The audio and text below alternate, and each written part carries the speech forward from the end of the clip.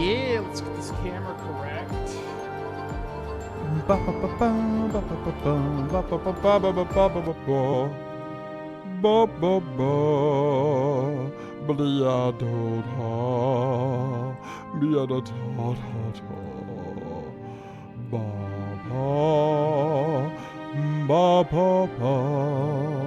Okay, hopefully the chat works correctly. We are in a brand new house with a brand new internet connection.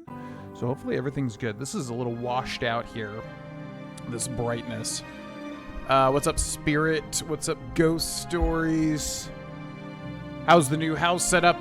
Good. I mean, yeah, basically just been nonstop getting everything ready. Currently, it sounds like the echo's better. Echo. Sounds more muted. I have like a cloth in front of me and then a big divider over here, which I probably need to cover with some cloth to mute it a little bit more. Something above would be good. But yeah, it's really come along, basically. I need an office chair because this microphone doesn't go as low as I need it, although I could lower it like this, which is a little bit better. But yeah, this is for the 100% series, ladies and gentlemen, with Varelius. We are in episode like 130-something. So basically, the goal of this stream will pretty much be to level up some of this stuff. You can see athletics is 98, so we're super close here. Blade is maxed, block, yada, yada, yada. So I think what we want mainly is alteration. That would be good. Illusion is also way down here. Sneak? Somebody mentioned a thing, and I mentioned this in an episode, that it might have been glitched when we got the Lord Cain shield or whatever in Battlehorn Castle. Basically, because it had a light effect, it may have glitched my sneak, because the light effect itself was glitched. And I feel like that's legit. I feel like that almost might be why sneak has leveled up so insanely slow. Anyways, alteration is probably a good starting point. The one that we're doing currently is a little bit slow. So I wonder if there's a resource that will help us here. And I'm not really above doing, you know, kind of like exploits for this. Anything that's like super mega tedious and grindy. If it's something that's, you know, relatively fast, I'm not really above it. So let's see.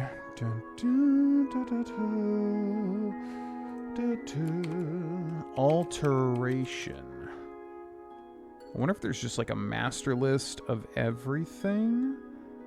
Bum, bum, bum, bum, bum, bum. Oblivion Remastered, alteration, grinding. It's probably literally just the level of the spell. Make the following spell if you're able. Shield 3% for 1 second untouched, and Fortify Magic at 21 points for 2 seconds on self. If you put Fortify Magic at first, you will level Restoration instead of Alteration. Pull out a weapon, hold block, and hold the cast button. The result is a spell with an incredibly fast animation, which can be cast forever. For those who are playing on the remaster, this only works on the original version of the game, and the remaster XP gain for Magic Schools is based on casting cost. Spamming high-cost spells is your best bet there. Okay, well, there we go. Cool. So let's go make a really high-cost alteration spell. That sounds like the best starting point. We could do that with Illusion, too, obviously. Rinse and repeat. Bum, bum. Oh, my God. Hello, everybody. Hello, everybody. Is that a carpet or mirror on your right? On my right? On my right? Like this? This is a carpet. There's like a wall. I don't think... There's a big divider here, but I don't think you can see it. Unless you meant... Can you see it here? Oh, yeah. Yeah, so this right here is a big divider, which I'm kind of using. I'm going to cover it with a blanket for voice stuff. Because it's just basically... It's like boxing me in right now. It's super duper helpful.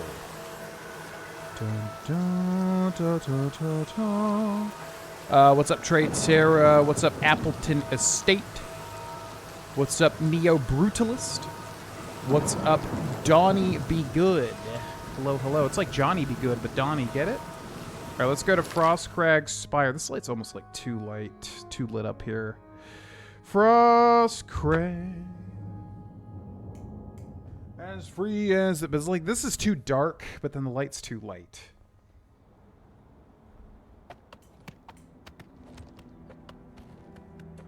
Maybe if I put it behind the actual monitor, maybe that'll be a little bit better. Frostcrag, as free as my frost crags, as free as the sky grows, Frostcrag.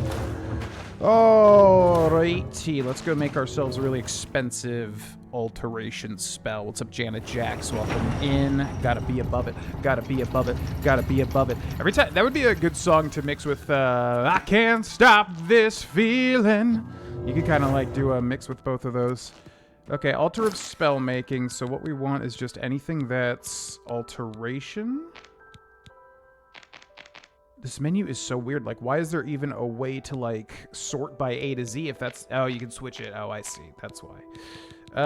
Okay, what's alteration? So it's like shield. We can just make a high-costing shield spell, I think. Will be the way to do it. Shield. Bo, bo, bo, bo, bo, bo, bo. What's up, Coffee Bake? What's up, Were Badger? Welcome in, everybody. We are live on TikTok, Twitch, and YouTube. And just as a heads up with streaming, now that I'm finally like somewhat set up here, there's still some stuff to do, but mainly set up here. Yeah, KOTOR 2 is probably what's next. Basically, I'm just waiting for kind of a free week where I can go like, all right, let's commit to it a full month, and then KOTOR 2, probably Monday, Wednesday, Friday, 2 p.m. Mountain Time is what I'll be shooting for. Just as a heads up. Okay, so 100 magicka. I need to figure out how much magicka I have total. Magicka is 269 even. So we can go up to 269, although I'm not sure if it's better to basically just spam it. Shield on self. Magnitude all the way maxed. So we can go up to 269 magicka. So if we do like half of that, we can basically cast it twice, wait an hour, rinse and repeat. So 133 would be 266. So it'll just do it. And then we can title it something. Self 100. Yeah, 133. Save changes. This menu system again is so bizarre. Name spell. Oh god, requires an alteration skill of 100? Okay, well that's not gonna work. Modify effect. Maybe let's go to like 80. What does that do? Save changes. And it still doesn't tell you like what it's gonna cost. It's so bizarre. Okay, we'll call it... Trying to think of a good name for like grinding. Alter grind? Sure. Alter grind. Bam. Name spell, add effect, create. It's not telling me it requires anything, so I think we should be good. Congratulations, you've created a new spell. Good. Then we go to magic, we go to self. It's going to be called alter grind, so it's going to be at the way top of this.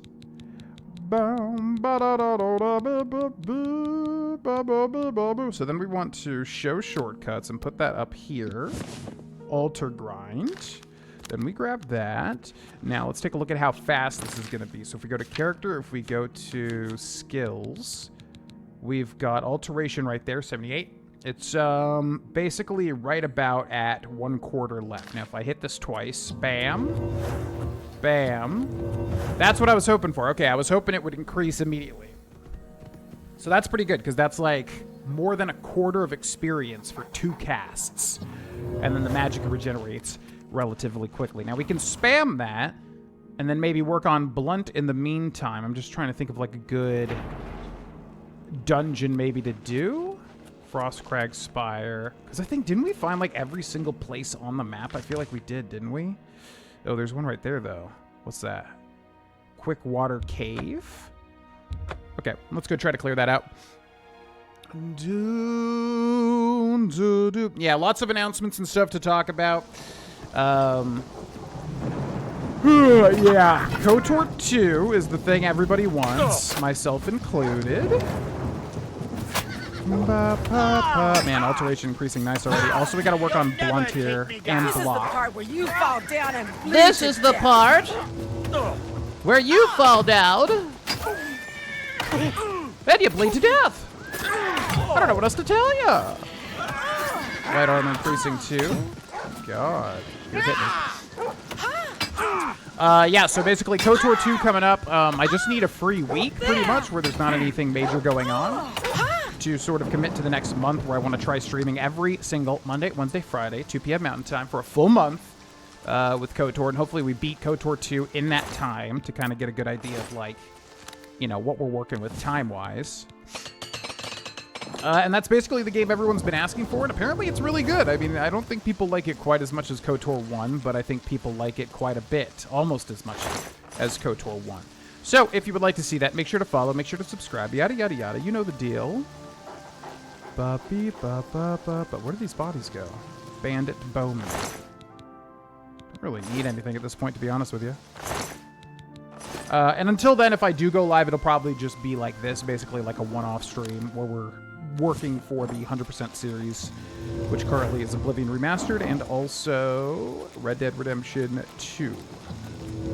Pretty much. Alteration increasing quite nicely already. That's good. Quick water cave. So let's go clear this out. Get some block, blunt, and light armor. Ideally sneak, but again, sneak just feels glitched, man. I don't know.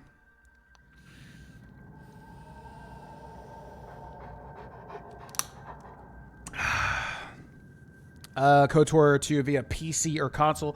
I'll probably end up doing PC because I know everybody says to do the whatever mod or the cut content thing or whatever it is. So I'll probably just end up doing that.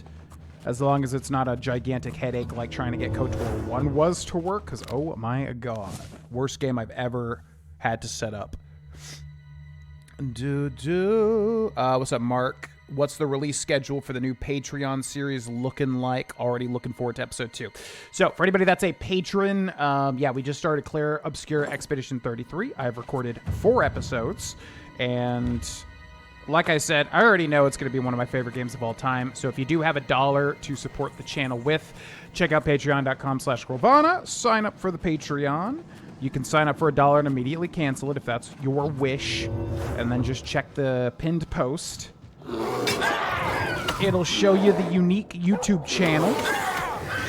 And there will be Claire Obscure Expedition 33 episodes coming out. What's the release schedule? Basically, Monday, Friday, Claire Obscure Expedition 33 until Baldur's Gate 3 finishes, at which point it will be Monday, Wednesday, and Friday. 3 episodes a week is the plan. But I want to make sure Baldur's Gate 3 gets finished as well. And that game is just the game that never ends. So once that finishes, then we'll do 3 episodes because I want to fully focus on Claire Obscure. What's up, Scarecrow? Yeah, looking a little bit more like Chris Pratt these days. Just a bit more. Although I think I have a bulkier build than Chris Pratt.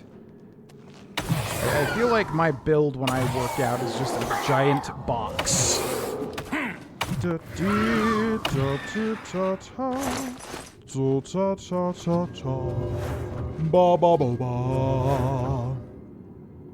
What's up, Greed? Who's your favorite Oblivion Prince? I like Dagon. I've asked this question in like a question of the episode, so I've definitely like said it before. Who is my favorite prince? I think like obviously it would be Sheogorath, but it's that type of thing where it's so obvious I almost want to pick a different thing, you know? But that doesn't take away from the fact that it would be Sheogorath. So I would just have to say Sheogorath. I mean, let's be real here. He gets his own expansion. It's Wes Johnson. Amazing performance even for Oblivion times. And, you know, God of Chaos, Madness. That's one of the most fun ones you can have. Yeah, so if I'm being honest, I would probably say Sheogorath. However, if I'm wanting to be like a hipster and do something more interesting, who have I said? A lot of them just don't really get characterized that much, I guess, unless you play ESO.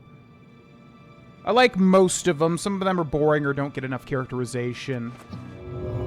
Who would be the second? I guess Sanguine. Yeah, it's usually between Sheogorath and Sanguine just because they're the most fun. They have the least rules. Anytime there's, like, less rules. I usually go for those types of characters and scenarios. Man, our alteration is increasing rapidly now. Look at that sneak damage. Hello. Good, and I'm just gonna block so you can give me some block. Bagara. I feel like I haven't seen you stream in forever. You're in a whole different room. Yes, I have moved. I have moved houses. This is a much bigger house. I mowed the lawn yesterday, and it took me all day. First time I mowed the lawn, not all day. First time I mowed the lawn, I almost passed out from heat exhaustion, literally just because the lawn is so much larger, and it was so hot.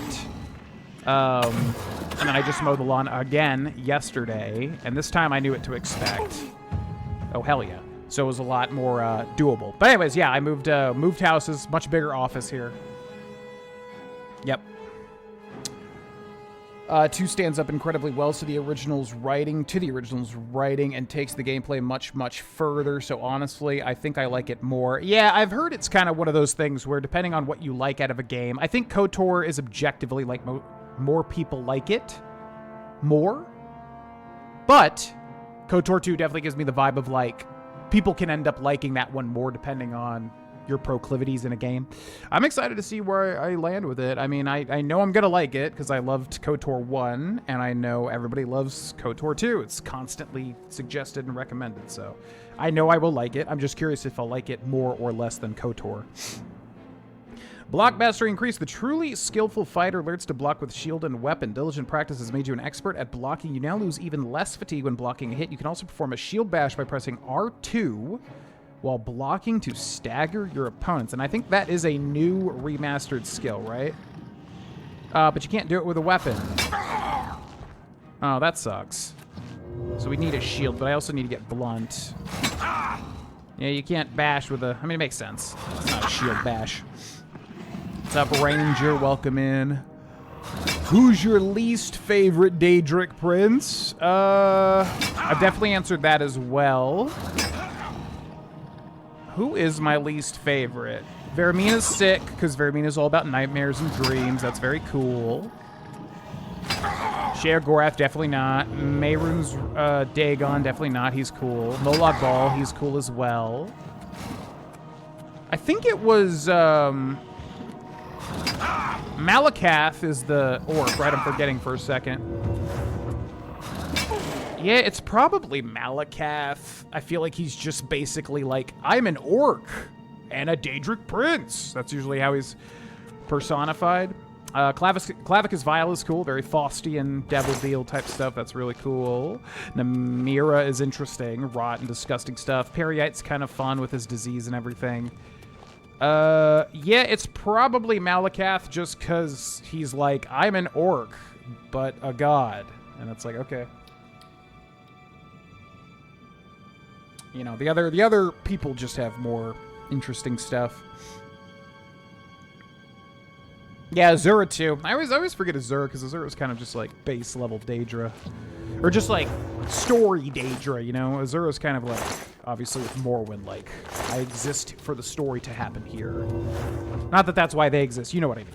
To facilitate Morrowind's main story.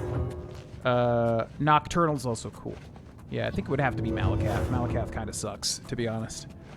KOTOR 2 both feels more convoluted, yet brilliant in its writing. Ooh, okay. Well, I'm excited to do, like, flex my voice acting chops, too. Because since the time that we did, the time we did KOTOR 1, I was like, oh, I could probably be a voice actor. And then since that time until now, I definitely know a lot more of the fundamentals as to how to voice act. So I'm curious to see how that happens, because as far as I understand, I can voice the character just like I did in KOTOR 1. So yeah, I'm excited for that. Bling, bloom, bling, bloom, bling, bling, bloom. I think KOTOR 2 is a faster-paced story beyond the starting area. KOTOR 1 feels like a slow build-up. Yes, very much so, especially with that very slow beginning on whatever that one planet was, Tutorial Planet. I did so... God. I think, like, when we were playing, I think somebody wanted me to leave that the whole time, and I'm like, no, I want to see everything. I know it's boring, but I want to do all the stuff. So sue me. I have a memory of like someone just dying for me to get off that first tutorial planet. But yeah, it was very much a slow build. I remember that. It's kind of, yeah, exactly. Builds up over the course of the game. Wood a door to Quickwater Sump. Okay, let's hold that for later. Darth Revan novel. Yeah, unlikely, to be honest, just because it's been so long since I've consistently read anything, and when I do that, I've got like 3 or 4 books that are higher on the priority list currently, books that have been gifted to me, books that I have purchased. It's just been so long since I've actually sat down and read consistently, honestly. Hit me! Hit me! But I do know those books are really liked. I know the Star Wars, like, expanded universe or whatever is beloved and is good, even though they strip the canon-ness away from it. Ba ba ba. Hit me, Minotaur! Hit me! Canon character for the main character of KOTOR 2. Telos. Talos was such a drag, there was a whole mod for custom skipping it. Oh, okay. I don't know if these are spoilers for KOTOR 2, but I'm going to avoid looking at those just in case. Just because I don't know anything about KOTOR 2, to be honest with you. I know it's called, what, the old... Come on, hit me. Boop. What's it called? KOTOR 2. It's Knights of the Old Republic, the Old Sith? What's it called? It's got like a subtitle to it, doesn't it? Yeah.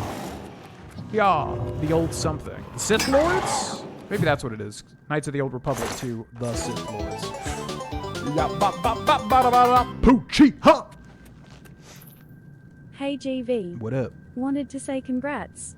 Proud of you both. Yo, thanks so much, Poochie, huh? And thank you for the 21 months of Tier 1 membership.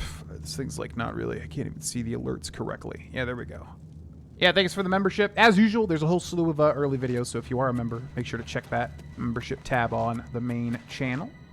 You do get a bunch of perks. Thank you very much, Poochie-ha. Yeah, things are going super well. We just spent about $50,000 on Amazon Prime Day to get all the new stuff for the new house.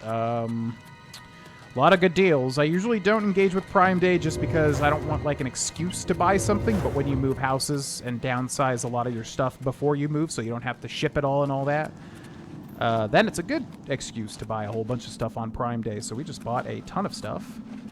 She is currently painting the bottom half of the house, and I just saw the kind of finished coat of kind of our accent wall we're making green, and boy does it look beautiful. And yeah, basically just slowly but surely getting settled in. I had to get this office set up quickly for the voice stuff because some of it's freelance and I'm on deadlines and things like that, you know? But so far so good. So far so good. And thanks for the support, Poochie-ha. Poochie-ha! Oh, the starting world. Terrace, yes, Terrace. Yeah, that's why I didn't recognize Telos or Talos, because I was like... I knew I would know it when I heard it. It's Terrace. I definitely remember that. Just couldn't remember it at the time. Oh yeah, the World Cup, yeah. Unfortunately, just not a football guy whatsoever. Once again, a thing that I would get into if I just, like, sat down and actually got into it. I just, for whatever reason, I don't know. Obviously massively popular. Huge deal going on right now. It's just not a world I'm a part of. Is this just a dead end here? What's the point of this? Okay, just a dead end, I suppose. What kind of green is the accent wall going to be? So basically the plan is, on the bottom half of the house, we're making everything a nice neutral beige, and she's painted a lot of stuff that neutral beige already. And it looks really good. And then we're going to have kind of like the kitchen, this really rich, bluish, kind of dark green. And so that's pretty much already done. Like, we made the kitchen and then kind of like making an L around the house, kind of an accent corner, I guess you could call it. And it's beautiful. Green's not even my favorite color, but I'm really glad with this color. It looks fantastic. So we're going to do that, kind of like the whole bottom floor beige and then green for that accent. And then the top floor, I don't know. It's going to really suck balls taking all this stuff down that I've already put in here and painting because we have to, because it's like an ugly pink in here. So we're going to do that. Probably the majority beige as well. But we do want to have like maybe at least a couple of rooms. You know, add some sort of accent to them as well. We're thinking the main master bedroom make blue. What's here? There's like a creature. I think it just died. There was like a creature here and it's just dead. Okay. So a good opportunity to use water breathing here. Man, this is a weird place. Here, let's go up and grab some water. I don't know. Oh, there's a chest there, huh? Gold and ice blast. Yeah, there's some sort of creature in here, but I can't... Oh, there you are. You're like a little slaughterfish. Wait, no, you're a salmon. I don't think you're even attacking me. You're not attacking me. I don't know what's attacking me. Well, welcome to Oblivion. Okay, let's go to the top of here so I can kind of look down and see the break in the water. It almost looks like there's a hole directly below me, but I realize now that that was a reflection. I don't know what's in the walls trying to attack me, but it's going to freaking suck trying to get out of here because this thing is going to block me from leaving. But what you going to do? I think I just got hit, actually. Oh, there you are. You're a little slaughterfish. You're a little slaughterfish. Oh, we can have a GV's common question of the stream. Did you guys watch House of the Dragon Season 3, Episode 1? I think it came out 2 days ago, but I watched it last night. Freaking hour and a half. Oh, my God. Also, I didn't realize Rick and Morty started, too, Season 9. But yeah, I won't spoil anything, but I watched Season 3, Episode 1, House of the Dragon. Pretty good. Pretty good. I think, like, I honestly feel like they should have ended Season 2 on that, and that's what a lot of people had issues with, was kind of Season 2 building up to nothing, really, and then just ending. But then this episode, they finally, like, you know, major stuff happened, so it was a good episode. I was glad to see, like, something happen, because it felt like it's, yeah, a lot of Season 2, nothing really happened that much in House of the Dragon. Then I watched the 2 new Rick and Morty episodes, and I don't know, man. Rick and Morty, for me, like, it's fine, it's good. It's just, like, I do really feel like it should have ended some time ago. So, I don't know. I'll watch it all, but I'm not particularly, like, enraptured by it, you know? Not like the old days when it was first new and hot. Man, we're going to max out alteration before we leave this cave. Not bad. Not bad at all. Okay, let's go up here. Bum, bum, bum, bum, bum, bum. What's attacking me? Where? Hello. I'm gonna whack you with my big old hammer. Do ba bee pee yeah ba ba. Elder Scrolls on the brain for some reason. Imagine that. I'm glad everything has been working out for you, GV. Very excited for the KOTOR 2 playthrough 2. Never played, so going to be watching blind. And my GF and I are probably going to do Amazon tonight. Yeah, there's a lot of good deals. I mean, especially if you're moving, you know, I think it's a great time. Cindy hates Amazon, so we were trying to maybe purchase stuff elsewhere instead of supporting, like, a massive, you know, not great company. But obviously, when you move and when Prime Day strikes, there's just quite a lot of stuff that's helpful to buy. We bought a ton of stuff, man, that we needed. All right, I think that's everything for this entire dungeon, which, as usual, kind of my issue with Oblivion is, like, nothing really happened in here. There's not really anything unique. But people love exploring in Oblivion, and I still don't really get why. I feel like a lot of places are just, you go and you see nothing and then you leave. But I don't know. Anyways, we got some experience, which is what we're here for. What's up, 130 Albert? Appreciate it. Yeah, Terrace was long. It wasn't bad or anything, but I just hated the kind of look of it. Like, later in the game, there's so much cooler looking places, and that's why I always thought KOTOR just looked so horrendously ugly, is mainly due to, like, the early game Terrace gameplay. And once you get out of it, it's like, it actually doesn't look half bad. And that's kind of my one thing with old, Whoa. Okay, so we gotta level up. Athletics is already 99. Yeah, so I gotta remember, we gotta train Sneak now. What's the company? BioWare. Yeah, my thing with BioWare is like their games are super duper ugly to me a lot of the time. But KOTOR actually looks a lot better once you get off Terrace, which you're just on Terrace for 1,000 years though, is the only thing. Yeah, we're excited. I mean, the house, if the plans that we have, the house should end up looking really nice. And I do want to do like a big house tour, you know? World skip mod for KOTOR 1. Oh, like to skip Terrace. House of the Dragon. Yeah, it's a doozy. It's a doozy of a first episode. It's quite ambitious. It's good. House of the Dragon is good. I will say season 2 kind of meanders though.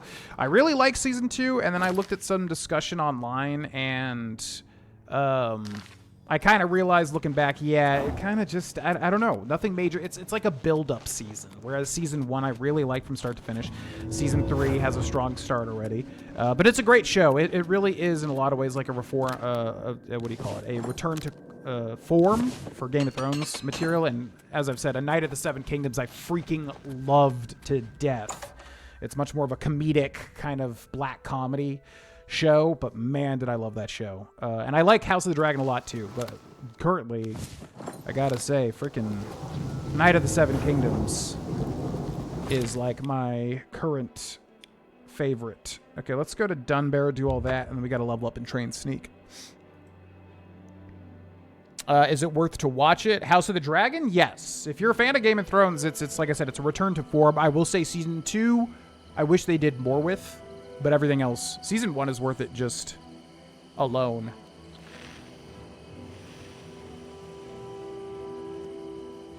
Another great start, though it's halfway over? Wait, what? I was watching on HBO, and there was like 2 episodes. It's not going to be like a 4-episode season, right? Yeah, no, House of the Dragon is a big return to form, and then A Night of the Seven Kingdoms, man, if you like really kind of like dark comedy, it's a hard show to even describe because it's comedic, but it's also like incredibly serious and dark at points too. That finale, oh my god. But anyways, I definitely recommend both. I loved A Night of the Seven Kingdoms from start to finish, and House of the Dragon is your more typical Game of Thrones style, but it's also good. Yeah, it's definitely good. Is the arena still busted? Yeah, as far as I know, never fixed. Isn't that great? Let me make sure our let me make sure that yeah, okay. I want to make sure the chats were okay, is what I'm saying, is what I'm trying to say. All right, so let's grab our gold in here, and we're going to level up, and I got to remember to train Sneak after this. So we're going to sleep for 24 hours would be 6, 5, 4, 3, 2, 1. Bam. That should be good.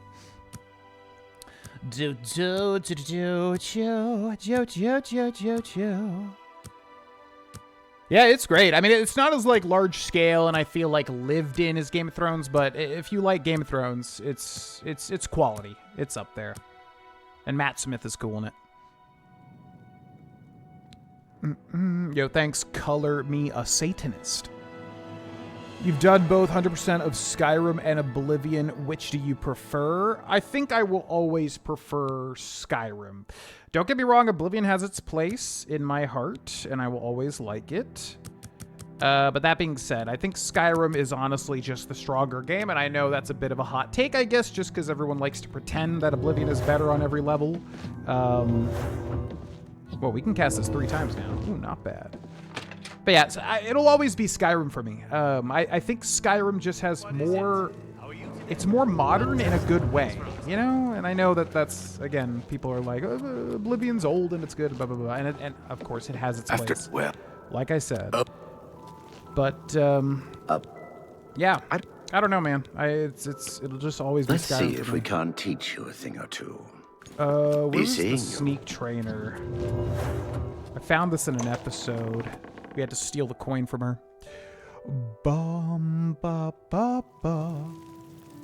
Even Mass Effect, like Mass Effect 1, Dragon Age, what's it called? Dragon Age Origins and KOTOR. They're all ugly games to me. Now again, certain areas look good, but like the facial models and everything, they're fantastic RPGs, but that's the thing. I hate BioWare's old aesthetic. I feel like Mass Effect 2 actually looked good. Mass Effect 3 looked good. But, yeah, some of BioWare's old games, I just hate their aesthetic. I don't know what it is. Everything else is great, but the aesthetic. Ugh. Yeah, what's up, Roger Hunt? Welcome in. Oh, wow. I did not realize Rick and Morty was... So HBO's just behind then. Okay, I didn't realize they were that far into the season. Yeah, I just watched the first 2 that are on HBO. How long you streaming today? Probably for about 2 to 3 hours total. We've been streaming currently for about 45 minutes, so probably a good 1 to 2 hours more after this moment in time. I'll answer that question in just a second, Poochie, huh? Oblivion Sneak Trainers? Who's the master sneak trainer?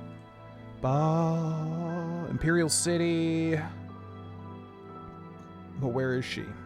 Marana Rion.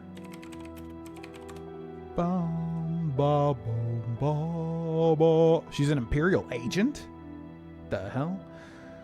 Yeah, but where is she? Sleeping from in the Temple District. Okay, she's in the Temple District. Temple. Marana Rion! Bit of a night owl, sleeping from 6 a.m. to midday. Okay, so we should be good there. How are the fur babies doing? Yeah, they're doing good. So currently they're staying with my folks. Because basically we want to paint as much as we can until we get them in, because they're just going to mess with the paint pretty much. They're going to make painting a little bit more challenging. So once that's done, we're going to bring them over and introduce them to the house, which they haven't even done yet, really. But everyone's doing good. We do have Lawrence in the house, the chinchilla. Oh, there she is right there behind me. So yeah, Lawrence is here, the snake is here, but we need to get the cats in once we're kind of done with the bottom floor, painting-wise. Did you ever try ESO? Yeah, a bit. Not much. Not much enough to say that, like, I really did it, but... It's my pleasure. Yeah, a bit. Like, I would like it. It's just the MMO thing. It's basically, it just boils down to that. Let's see if we can't teach you a thing or two. I'm not somebody that likes MMOs. It really just boils down to that. Bam, bam, bam, bam, bam. Okay, sneak increase to 82. Times train this level 5 out of 5. Good day. Goodbye. So we're good there. We're about to max out alteration too.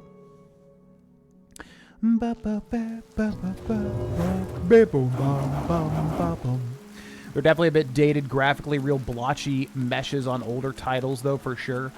For me, it's more like just the general aesthetic. It's just, like, bland. Like, I think about Mass Effect 1 in my head, and I'm like, ugh, it's, like, such a bland color palette. I think about Dragon Age Origins, same thing. I think about KOTOR, Terrace. It's so bland. And, like, clearly, you know, the games are so good, nobody really cares, which speaks to how good the RPG elements are. But, yeah, early day BioWare games, they're just so ugly to me. I don't know if that's a hot take, because I feel like no one ever talks about that, but, yeah. Alteration Master increase. You have unlocked more arcane secrets of altering the fabric of reality. You can now cast all alteration spells. And then I guess we should do the master level quests, which I'm going to mention in the next recorded episode, that we did do at least some of these. I think as we finish them, we should go through and do them. So maybe we should just work on... Or should we just grind and then do those in... I can at least... Yeah, I can at least get the quests so that they're tracked. And then I can maybe do them in an actual episode. So, athletics is going to go up naturally. Over 1,000 years. Blade is already done. So let's go find where the Blade Master Trainer is. Blade Trainer Oblivion. Because I'm not sure if I did this or not. With a fame or infamy rating? Visit either Rano at the Anvil Fighters Guild or Sharina at the Leowin Fighters Guild. So let's go to the Anvil Fighters Guild and look for Rano. Because I don't think I got this quest.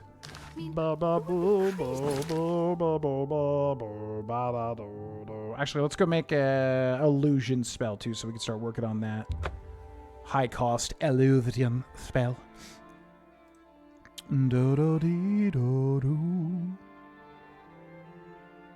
Want to be disciplined and finish New Vegas? Definitely finish New Vegas would be my suggestion. It's worth it.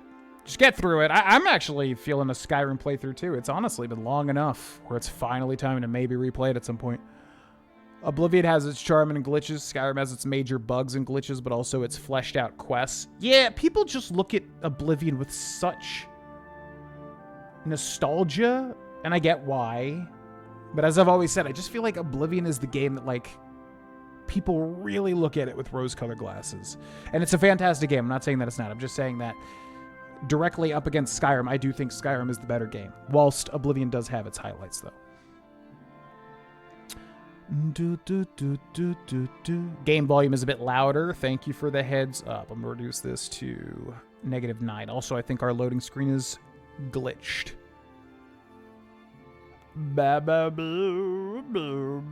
Yeah, I just can't do MMOs. I want to play Final Fantasy 14 too, because I'm a massive Final Fantasy fan. I think this is glitched, so I'm going to quit out. But it's just the MMO thing. It's just that quantity over quality. And I know people love FF14, and I know people love ESO, but it doesn't matter because how MMOs are designed are just that, you know, go get 1,000 eggs, go do this, go do that. I just hate fetch quests like that, and that's like the bulk of it because you have to design it that way because you have to make, you know, a giant thing of content so that people are always playing it, which I get. It's just not my preferred style. I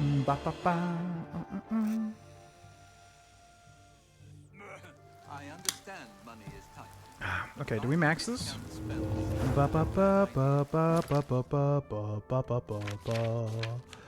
Major skills. Yeah, let's go find Blade. Actually, let's go to Frostcrag again. There's a master leveled magic quest. I thought it was expert only quests. As far as I know, in Oblivion, once you get every skill to like 75,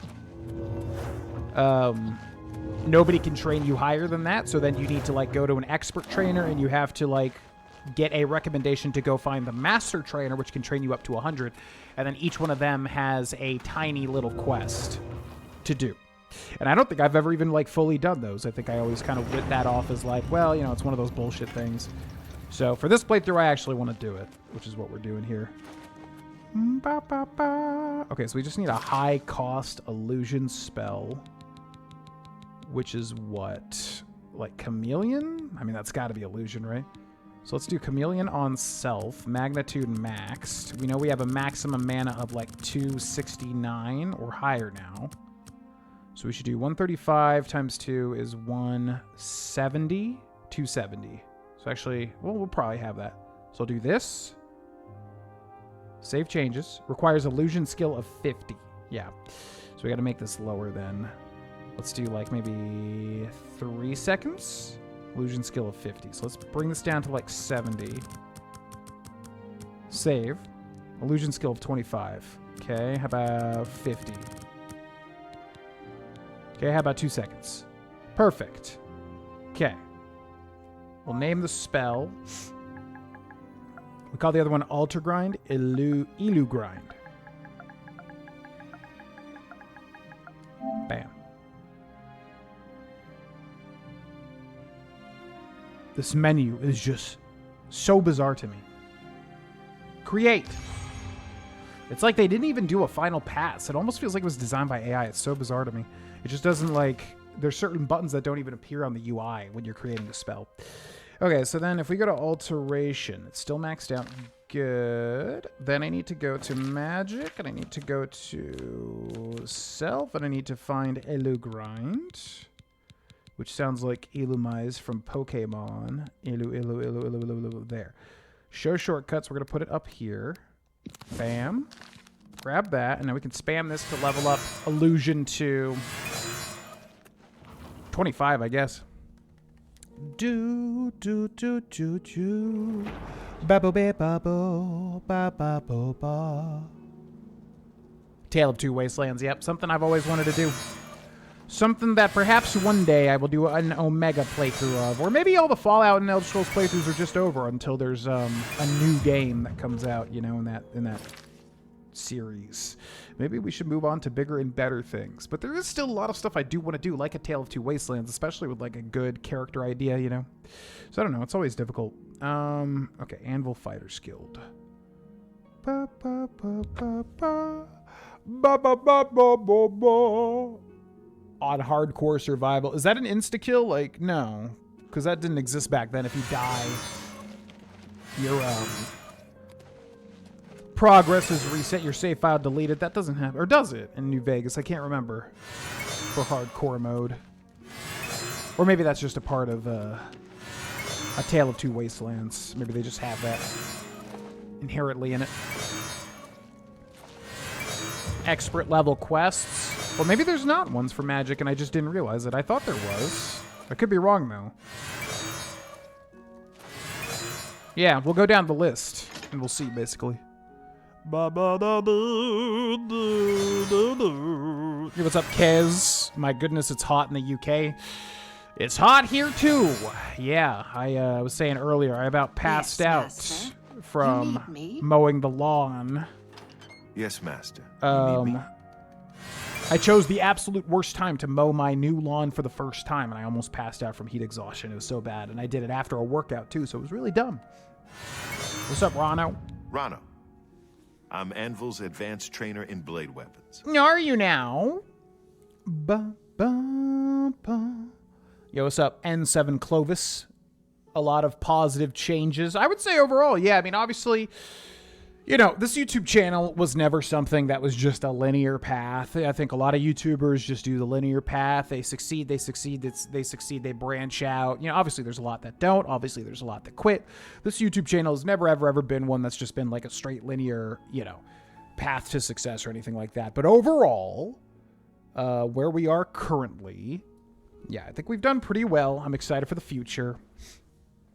And I always want YouTube and streaming to be a part of my life. I know a lot of people, given the downs that this channel has experienced, would just quit and walk away. And I've obviously considered that at certain points. And there was a time where I was going to just straight up do it when I made that one video. But thinking about it a lot, it's just like, I do enjoy it when I don't have any sort of expectation whatsoever. And I think that's the tricky part, is not to have any expectation. So, I don't know. Yeah, just trying to be in the moment these days, I guess. Anyways, I need further training even though I don't. I certainly can't teach you anything more. But if the rumors are true, and Alex Lincolia is passing through Cyrodiil, he might be able to teach you. He'll be truly famous one day. Word already spreads about his skill. I think someone saw him at Farragill Inn not too long ago. You should try there. Okay, and then as long as we get the quest, I can then do that in a dedicated episode, so that's good. We're all wondering. Cool. Go hurt Thanks, something. man. All right, so there's that. We'll just go down the list, basically, what I have maxed out. This is right about to pop. We could just swim for a bit, actually.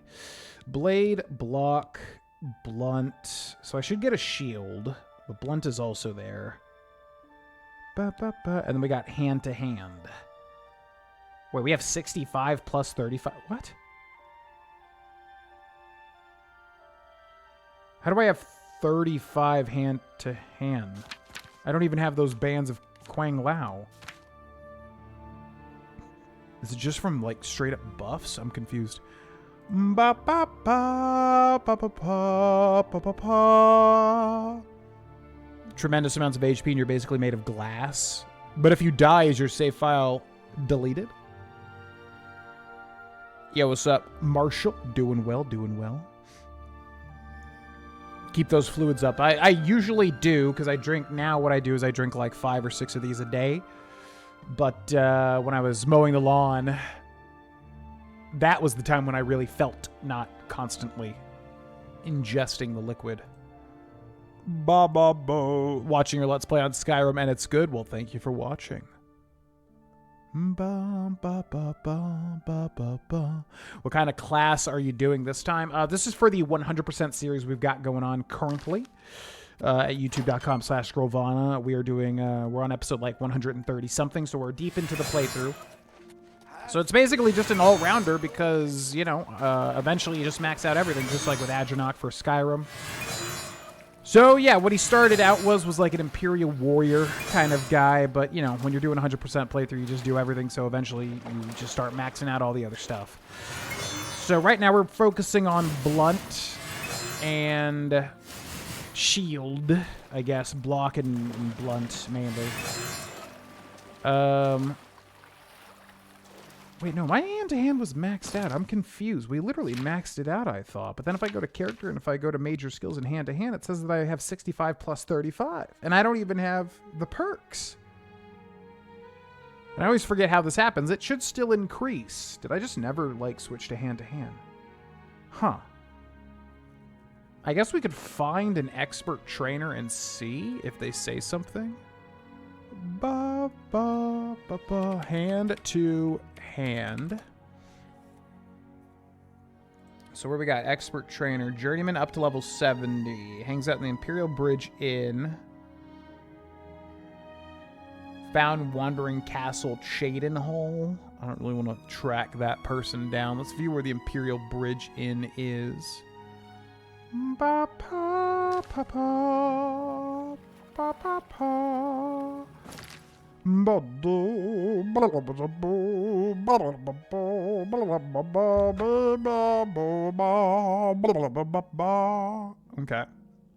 Let's see if this will do it.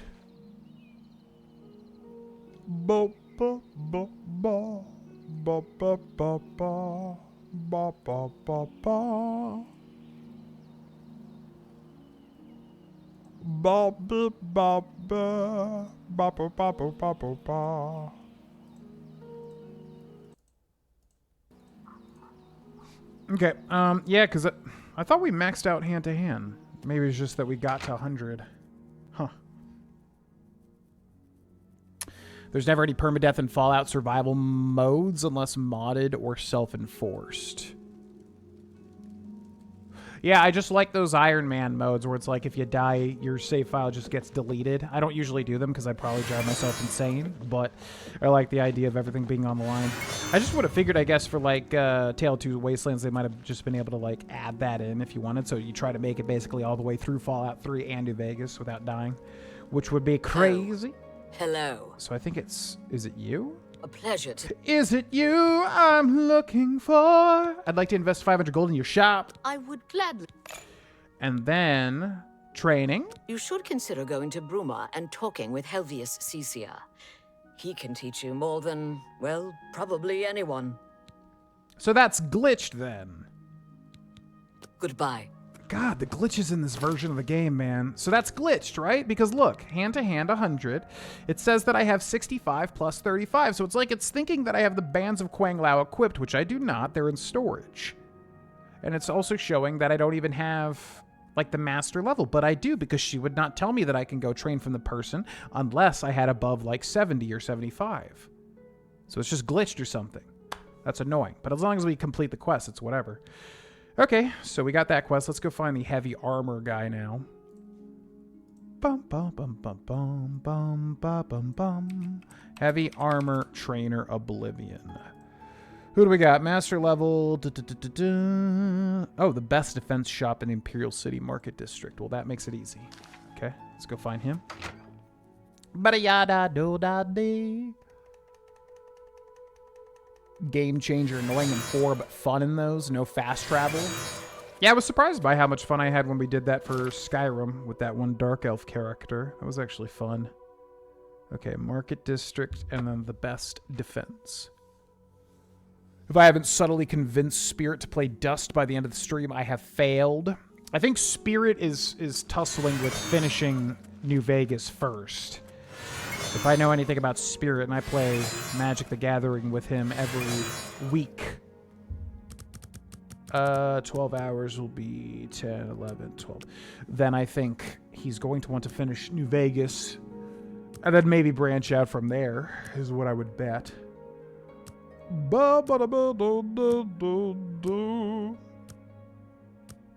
Speedrunning insanity? I don't know. I feel like... If you're playing on a Welcome. normal difficulty, at Please, least, don't be shy. I don't feel like the Elder Scrolls or even Fallout is really that difficult. There's obviously random stuff that can happen, especially in Fallout with the grenades, but I may just be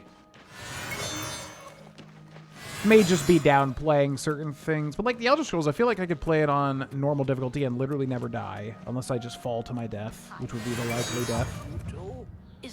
But where's the best defense? Must be on the other side. We also want to not jump. We want to just run, so we increase athletics to 100.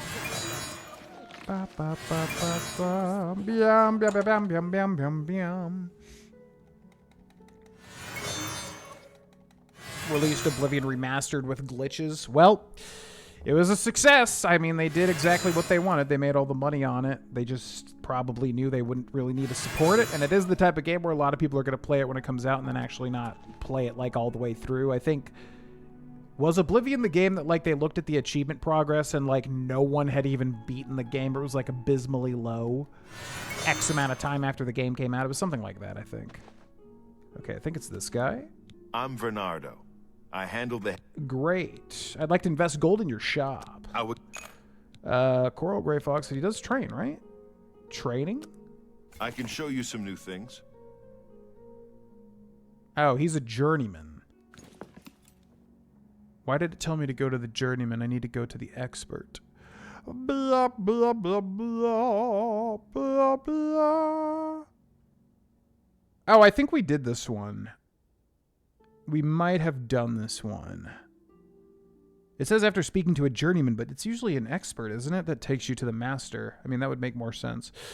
Okay, so we got heavy armor. Bum, bum, bum, bum, bum, bum. Okay, so what color is blue? Blue is advanced 0 to 70. So we must have done this already, and I remember the silver pitcher and all that too. Yeah, because it is Varnado, which is this guy. You want... Bum, bum, ba, ba, bum, ba, ba, bum. I can show you some new things. Good day. Bye! Okay, so we must have done that one already, and I just do not remember it. Bum, bum, bum, bum. Illusion mastery increased. As a new apprentice of Illusion, you know what is and is not real, and how to fool the minds of your opponents. You can now cast apprentice-level Illusion spells. Absolutely love the illusion icon there with the little Nautilus shell in the head. So cool. Okay, so let's go make a higher-level illusion spell now that we unlock the next tier. So we can start ranking that up quicker, too. Do, be better do. Have you tried Skyrim without dragons by leaving the dragon stone in its chest? No, I'm trying to, but you can never complete the main quest, right? I mean, it's just Skyrim literally without dragons flying around. No. Yeah, I don't know. You know, people, I guess, have always hated on the dragons. I never really minded them if you have, like, a decent setup. You can just farm their souls, and I really have always liked the Words of Power and everything, so... There's not really a universe where I would want to play Skyrim without the dragons. It's an interesting thought. But also, I don't think it's one that I really necessarily need to do, you know? Okay, so let's do like, maybe like 4 seconds there. Well, it requires illusion of 50. So how about that one? So we can do that one. How about that one? Requires illusion skill of 50. No. Okay, so then what if I do... What if I do like 4 seconds, but then go down to this? So what would this have to be? It's always tricky finding like the right thing. I think we'll just go to 100 and we'll go to like 3 seconds. Or 2 seconds. There. And we'll call it Illu Grind 2. Which I hate having a number in the name of a spell. But also, it's just going to be easier. Okay, show shortcuts. Put you there. Grab you. And I think that's better. Now we have to basically do this until 50.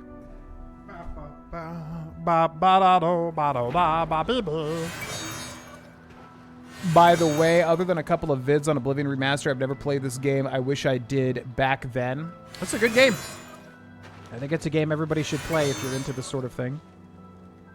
But, as I always say, I do prefer Skyrim if I'm being honest, you know? I'm just being honest.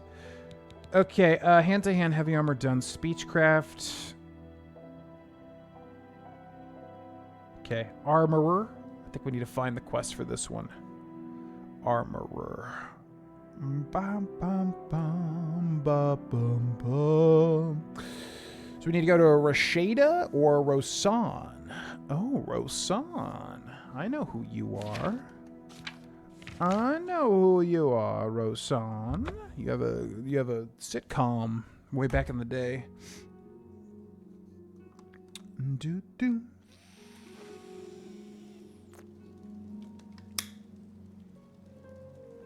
Frost Everywhere Draugr Apocalypse. Oh, is that that's not the Frost mod, right? I know that's a big one. And then they added that to Fallout 4 too, didn't they? Okay, 12 hours is 9 a.m., 10, 11, 12, 1. And then let's go to Rosan.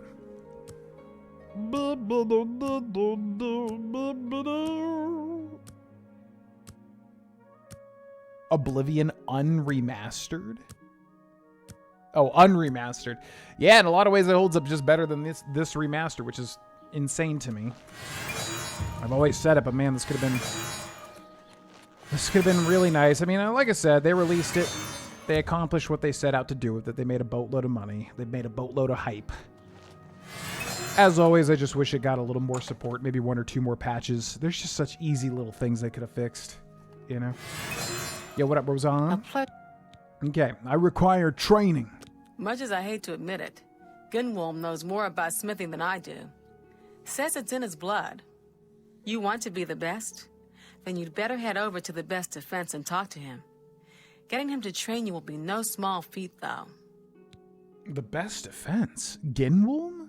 We already saw the 2 people there, and they weren't named Gunwolm, I don't think. Farewell. Wanna be the best that ever was, to beat all the rest, baby, that's my cause. Electrode. Okay, so we got that quest too, and then let's go to character. Let's go to armorer. Alchemy is gonna be a bitch, but we'll do that later on. So yeah, is there not magic? Hold on, I guess we'll find out right now. No, there is. Yep. Alteration master level quest. Yep. So we need to go to Athregard, Coral, or Abuki? I've never even heard of that NPC. Athregar Coral Mages Guild. Okay. Coral Mages Guild. To beat all the red, baby, that's my cause. Same Marshall Bland 8683, yeah. That was my first Elder Scrolls as Morrowind, and same exact thing. Played it on the original Xbox. Didn't know anything about it. Ended up getting lost everywhere, but that's kind of what you're supposed to be doing with an RPG back then, right?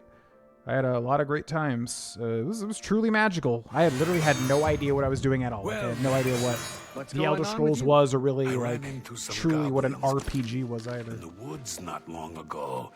Nasty. I hope I can help. You sure can, Max Goof. I require training. If you wish to learn more about alteration, you'd be wise to consult Tooth in the Sea. If you can find him, that is. I believe he's currently residing somewhere north of Breville. Spends most of his time in Nibbin Bay, I understand. And I do mean in Nibbin Bay. Oh, you would think that would be the athletics guy. You too. Okay, thank you very much. So we're just going to basically grab all these quests so I could do them in an actual video. So there's Alteration. Now we got Conjuration. There is a Conjuration. Conjuration is Albrecht Lit, which is also Coral Mages Guild. Would you look at that? How nice is that? To you. Was it you? Engarmo. I wanna beat all the rest, baby, that's my cause. Albrecht Lit. Is it you? Ha! Good day. Good day. Ba ba ba ba ba ba. think the North in Thrones, but everywhere in Skyrim? Huh. Yeah, Morwind's always fun. It's just a little on the cusp of, like, being so old you have to, like, prepare yourself for it. Otherwise, I would probably jump in a lot more frequently. What's up, Relic? Welcome in. Health regen cheat on console. Throw on Daedric armor, walk into a pub, and punch the first person I saw, then sit there for an hour to max the armor skill. I didn't even know about Umbra in, like, the mountains next to Balmora. I didn't even know about that for the longest time, I think, until I streamed it and somebody mentioned it. I require conjuration training. I've heard that there's a powerful conjurer off in the woods someplace, worshipping Molag Bal. Olin Seren, I think his name was. No, I personally wouldn't go looking for him myself, but you might keep it in mind if you ever run across him. Oh, I will. Thank you so much. Be seeing you. Goodbye. Okay. And these are fun, too, because I've never done these, I don't think, ever. Some of them, but not a lot, because I just don't use training all that much. Typically. Okay, so that's Conjuration, and we got Destruction. Where is the Destruction fella? Delphine Jond in the Braville Mages Guild, and Marc Guild in the Anvil Mages Guild. So let's go find the Anvil Mages Guild. Ba ba ba ba ba ba ba ba. What's up, Relic? Greeting from South Africa. One of the accents that is super duper unique and interesting to me, the South African accent. Which I guess there's probably multiple versions of the South African accent, huh? But at least the one that's in, like, movies and stuff that you always hear. Probably one of the most interesting accents out there. Okay, Mages Guild for Destruction, right? Which is on the main drag over here. Bum, bum, bum. What were we looking for? I'll probably remember the name when I see it. Ba, ba, bum. Ghost Gate and Rush at the start of light armor builds from then on. I don't really know a lot of little hints and tips for Morrowind, honestly. When I jump into that game, I'm usually trying to just take things as they come. I don't really know what to do a lot of the time. You look skilled in alteration. Maybe you can teach me something. No, I think you Mark, can teach me something. I need training. if you want to learn more about training destruction magic, you'll have to find Bralsa Andaren. Bralsa Andaren. Take care. Okay, thank you. Then what else we got? Destruction, 100. Illusion we got to work on. Mysticism we got to work on. Restoration is next. Resto. Pa, pa, pa, pa. So we got 4 people for this one. Cheydinhall's Great Chapel of Archay, Braville's Great Chapel of Mara, Cheydinhall's Great Chapel with Knights of the Nine only, Braville's Great Chapel with Knights of the Nine only. Oh, I see. So let's go to Cheydinhall's Great Chapel and find Otessa?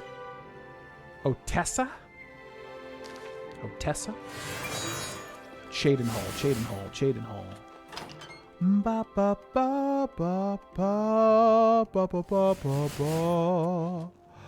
ba. Being picky, but could you try turning your mic up in the mix? Game sounds about right, but you tend to go quiet when speaking. Yeah, no, don't worry. I mean, like I've always said, I genuinely would prefer people tell me when the mix is off. What's weird is, like, I usually have to, my interface is so sensitive that I usually have to turn it lower. I'm actually surprised that I have to turn it higher here. Cheydinhall. But yeah. Yeah, I wonder why that is, because that's really loud. I mean, actually, this is good, because it'll show me the levels here for maximum green. Yeah, because this is way louder than I typically ever put it. If I put it this loud, and if I start... Yeah, it's clipping a tiny bit. Hold on. If I put it like this loud, and if I start doing like voice acting stuff, it will just completely peak in the interface. Baby, that's my car. Okay, we gotta go to the chapel. Afrikaans accent.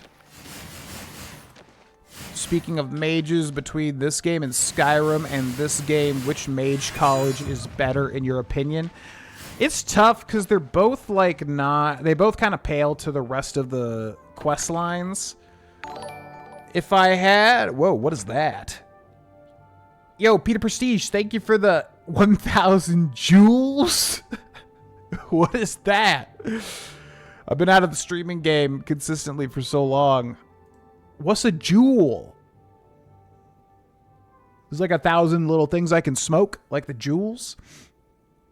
Okay, I'm gonna guess that jewels are like YouTube's version of bits. Because I would bet YouTube would be like, hey, we have to compete with Twitch's bits. So if that's what that is, thank you very much. I didn't even realize like you could set up jewel notifications. Is that a thing? Because I went through and I did change like all the notifications like for the last time we streamed. I just want to see, is there like a way to do YouTube jewels? Oh, there is. Jewel gifts. Oh, okay. Shit, why didn't I do that? And super stickers. Wait, what? Did I change these? Oh, shoot. Okay, I got to go in and like add all that stuff. What are jewels? YouTube. YouTube Jewels are a digital currency purchased in bundles within the YouTube mobile app. They allow viewers to send animated, on-screen virtual gifts during vertical or horizontal live streams and support rising creators by hyping up their newly uploaded videos. Their newly uploaded videos? What? Okay, so it basically sounds like bits, but you can also do them on like actual videos. Anyways, thank you very much. Peter for the jewels. Peter Prestige for the 1,000 jewels. That's a new one. The jewels. Okay, who are we trying to find? There's someone here. I might have to wait until like a normal time. Let's wait. 12 hours will be 9 p.m. 9, 10, 11, 12. That should do it. The Mages Guilds, which mage is better? Yeah, objectively, if I'm thinking about it, I will say Oblivion. It's tough. I think it's gotta be Oblivion.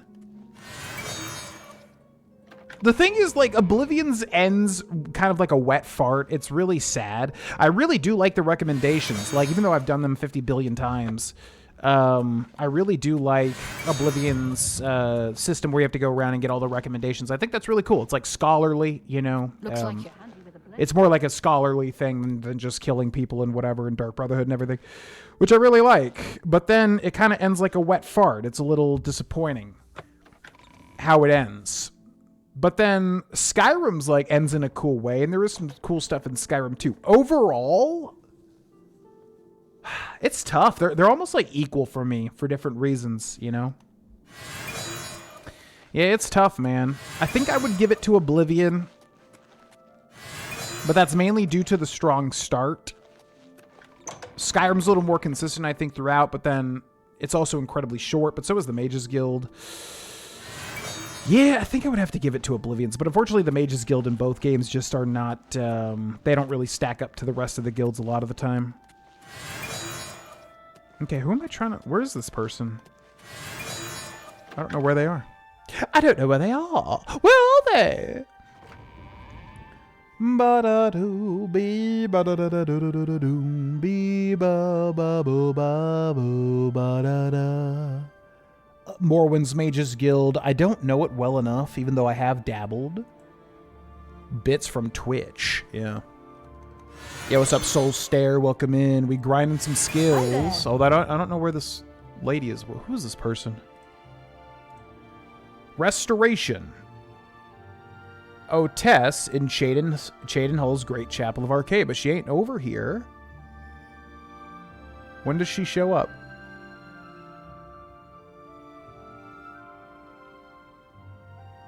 Huh? Location, the Great Chapel of Arcade. I mean, I'm assuming that's what this has to be, right? Where is she? Maybe she's only here at night? Okay, so yeah, let's wait. Maybe she's only here in the nighttime. Maybe that's what it is.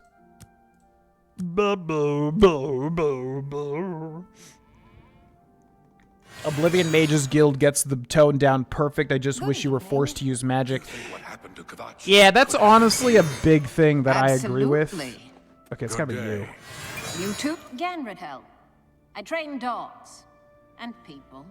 Prefer dogs. Where is... People. Yeah, okay, enough. Where's this what do you train? You've got a lot to learn. Acrobatics. I need some training. If you require further training, you might consider venturing into the mountains in the north of Cyrodiil. Erin's camp, specifically. Erin's a very gifted acrobat, and could teach you anything you needed to know. Did we already do that quest? Huh. Goodbye. Where is this woman? I'm so confused. I don't know if she's okay, let's wait until, like, straight up night, and then if she's not here, I guess we'll have to go find the other one. Tone down perfect. I just wish you were forced to use magic more. Yeah, I totally agree. Yeah, the tone is great in Morrowind, or in Oblivions. It really feels like you're a scholarly, you know, person trying to rank up through a college or whatever, or the school. But yeah, that's one thing that I really wish is that if you're doing the Mages Guild, it has certain checks. And Morrowind does that, but I don't like just the flat checks. I don't know how to do it in a way that makes sense, but it is very silly that you can just go through Mages Guilds without ever even casting a spell, really. You know, it doesn't make much sense. And then you become the literal Archmage. Grander, diverse with more going on, opposingly. Yeah, I do like Skyrim's Mages Guild feels a little bit more crunchy, like a little bit more interesting overall, but it's also shorter, I feel like. Okay, where is this person? I'm so confused. So let's go to Braville's Great Chapel of Mara. We're looking for Mars. I don't know where this person is here. Bizarre. Maybe it's like only a very specific time. So we'll go to Braville. That's fine. Ba ba ba ba.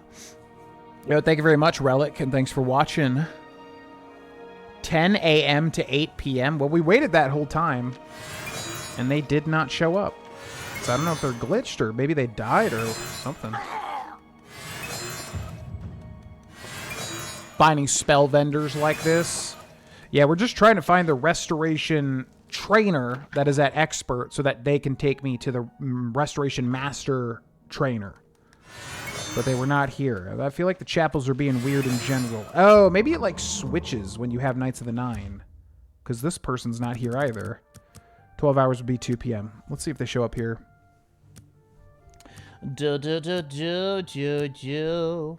Yeah, I don't know how I feel about like flat checks, like Morrowind requiring you to have certain skills. That makes sense, but it's also annoying when you want to like progress through a quest line. You have to keep like go training stuff up.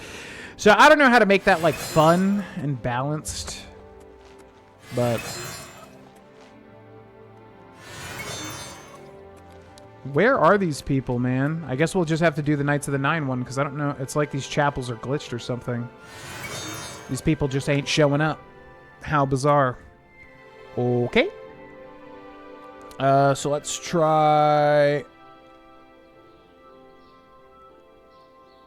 Yeah, there's something odd about this. Note, Beam Curse and Kinthar do not provide the reference necessary to start Restoration Master training. Make it impossible to complete Master training after completing the Sword of the Crusader.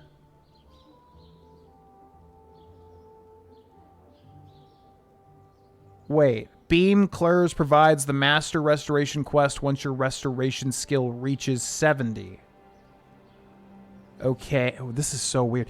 So I guess what happens is when you have Knights of the Nine, it changes this, and you have to go to one of these two new people, and then Remaster changes it so that one of these two new people does give it to you. Yeah, they replace them. Okay. Okay, so when you have Knights of the Nine, it replaces two normal NPCs. So we have to find Beam Curse. Found sleeping in the chapel hall every night between 12 a.m. and 6 a.m. So if we wait 12 hours, we should be able to find him there in the chapel hall. How bizarre this is. Huh.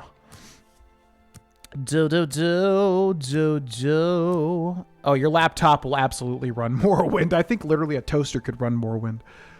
You're going to be fine. Favorite city, town in Oblivion? Coral with the Anvil at a close second. Mine is always Cheydinhal. I love the name of it. I love the look of it. I love everything about Cheydinhal. And the Dark Brotherhood ties, too. Yep, easy answer for that. Where is this person, man? Okay, so he's got to be in here. Chapel Hall.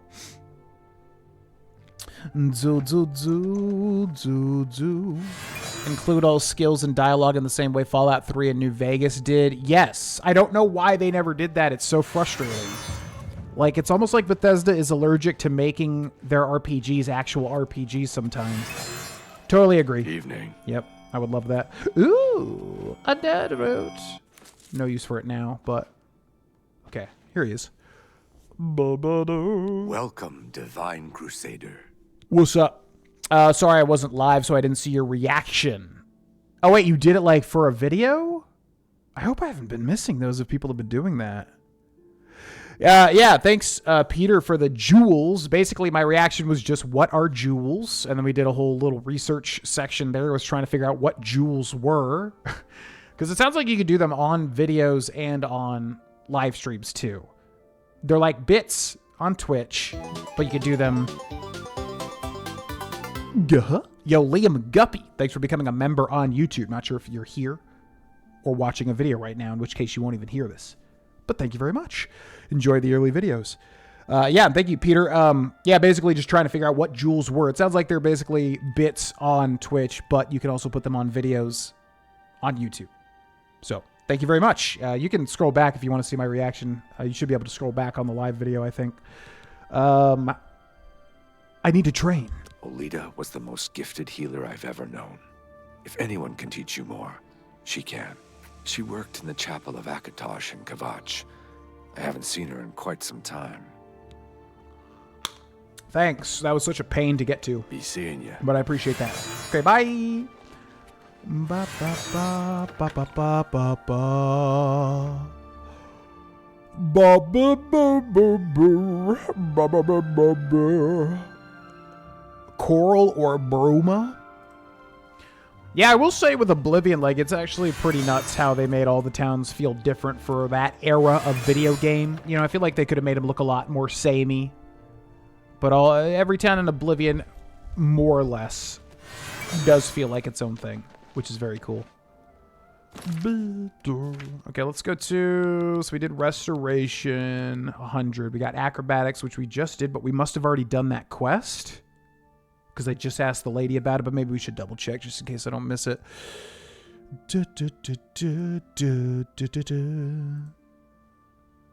Okay, Acrobatics. Srava and Gendradel. Well, we did just talk to Gendradel, but I just don't remember Torburn, Aaron's camp northeast of Cheydinhal. Okay, we'll try Srava just in case. Jabari's house in South Central Leowin. South Central Leowin. We must have done it already. I just have no memory of it. South Central Leowin. Yo, Liam, thanks again for the membership. Ba ba ba. Dark Brotherhood Guild Story and Oblivion is just a longer game than Skyrim. Both are good, but I am definitely biased towards liking Oblivion more. Is Oblivion longer than Skyrim? 5, 6, 7. We did beat like Oblivion in one sitting one day of Maveritt's. We also beat Skyrim a whole bunch of days in one sitting in Maveritt's. Yeah, I think it is, isn't it? Because I think Oblivion did take longer to beat the main storyline. If I remember correctly. Yeah. Okay, is it you? Seems you've blooded your knuckle. Let's see. Let's take a look at the local map. We're looking for, what's their face? South Central. Somewhere around here. Jabari. So directly straightforward. Blah, blah, blah, blah, blah, blah, blah, blah, blah, blah, blah. Blah, blah, blah, blah, blah, blah, blah, blah, blah. Feels too Games of Thronesy and Viking themed. Oblivion feels more worldly. Have pity, sir. I got nothing to... Well, yeah. I mean, it's obviously Nordic, but it's got to be that. You know, obviously. Ba ba ba ba. I like that each town in Oblivion is influenced by the region it borders. It's a really immersive way to design Cyrodiil at the heart of the Empire.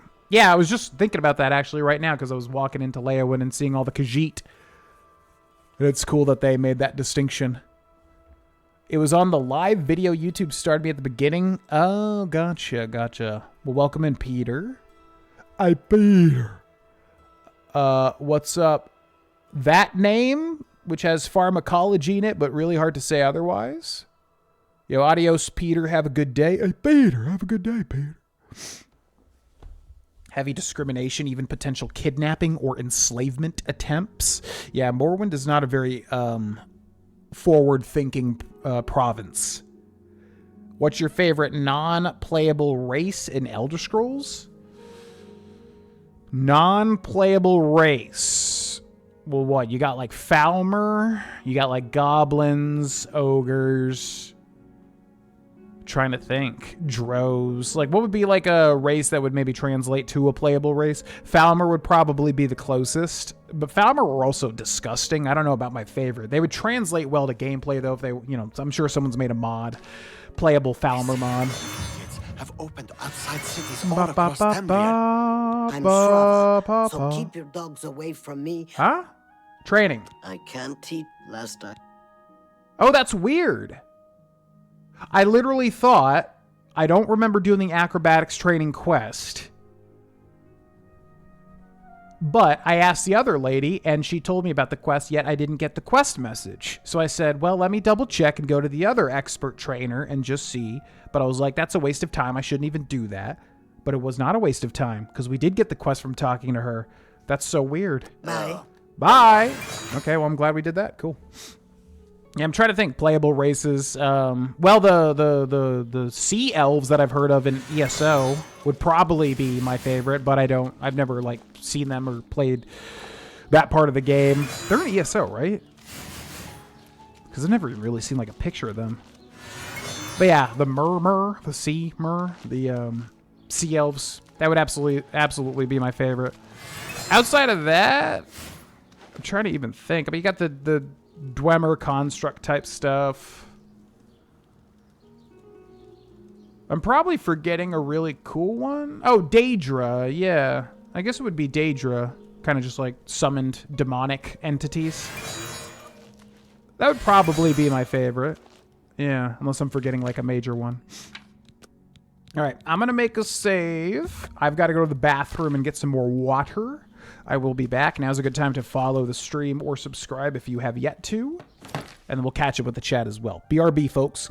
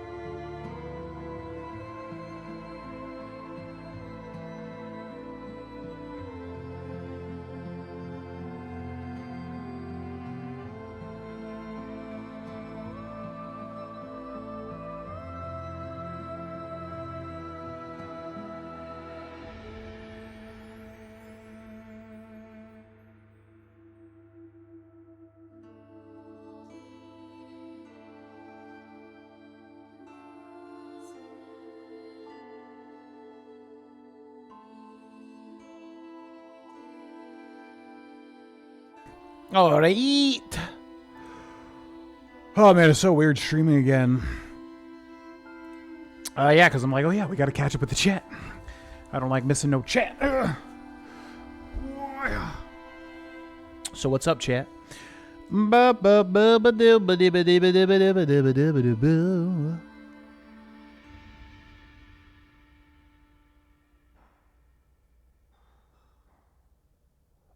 The Drow, yeah, the Drow are cool. I mean, I'm thinking of like races that you could actually like play as, maybe. Like Drow are big spider crab things. Feel like you couldn't really play as them, right? Dwemer, yeah, we just don't know enough about him outside of the one guy, you know. Thalmor, an organization more than anything else. Aldmeri Dominion. Yeah, the Thalmor is like what'd you call it? Like a faction. Gnomes, that would be fun, or like halflings, yeah. Ooh, tieflings, I guess it's a little bit like Daedra. Yeah, because tiefling's definitely my favorite D&D race. Jellyfish-like skin and master storm magic. Yeah, I'm all about the sea these days, that's my thing now. So I would definitely say sea elves would absolutely be my favorite. I just don't really have any experience looking into it. I know they're like a thing in ESO, or at least talked about. Would I play as a Dwemer? Probably just because it would be new. If they added a new race in Elder Scrolls 6, which they should, if it's possible, it should be Dwemer, and then yes, I probably would play as it just for a new experience. Yeah, the one Dwemer. Yep, spider fat boy. The slowed Akavirian aliens. Not a big fan of the aliens. They're kind of just high elves the first high elves. The slowed, I forget what they're like the big slug guys, right? And then Akaviri, I don't really know much about. Akaviria. The Afrikaans accent. No, just that if it's the one I'm thinking of, like in movies and stuff, just that it's cool. proto-races, the Medes, which became the Bretons, Atmorans, which became the Nords, and the Chimer, who became the Dark Elves. And that is too deep lore for me, as thus I am not the lore guy. Skyrim would feel more interesting for another playthrough with some mods. I know you don't like mods, but maybe like let the patrons pick from a list or something. I've considered it. I don't know if I want to do another Skyrim or Elder Scrolls or Fallout playthrough as opposed to doing something like big and different. I think it's the easy choice a lot of the time, but at the same time, like I said, there is still stuff I want to do in that area. I just don't want to like sell out by being like, you know, Skyrim playthrough number 100. If there's like a good enough idea, like a modded playthrough, you know, I would do it with a good character in mind. So yeah, that would be a good... I've thought of doing, yeah, like a modded playthrough, and probably at least getting guidance from patrons and whoever else, because I don't mod a lot, and I know there's like big lists of everything and Wabbajack and all that stuff. We'll be back. We'll be right back. Sea elves would be cool to see. Yeah, I'm hoping there's a new... race for Elder Scrolls 6. I feel like it's time. Whatever Fallout comes out next, 5 obviously, and Elder Scrolls 6, I feel like it's time to add something new. So I hope they do it. Yeah, like even a halfling, which I don't typically play halflings in D&D and stuff, but even that would be fun. Clair obscure friendly reminder, I know I plug the Patreon probably more often than I should, but friendly reminder, if you didn't see the announcement, we started Clair Obscure Expedition 33, which has been a major suggested one of the most suggested games people want to see me play. So, if you have $1, it costs $1, and I know, nobody likes when people plug stuff like this. I get it, trust me, but I know there's also people out there that want to see me play Clair Obscure Expedition 33. So, I'll put the link in the chat. If you do have $1, you can sign up for the Patreon, and you can cancel it immediately if you wish, and then just check the pinned post on the Patreon, and you will be able to watch the Clair Obscure Expedition 33 full and blind playthrough, which I've recorded 4 episodes of, and I love it so far. And I know it's going to be one of my favorite games of all time. I can already tell, especially with the gameplay that is way cooler than I even thought, knowing it was going to be turn-based. But yeah, check it out. The theme song was just in my head for a second. Your camera is shaking. I have a tendency to shake my leg, which only comes back when I stream, although I just noticed my nose doesn't itch, which always comes back when I stream after a long time.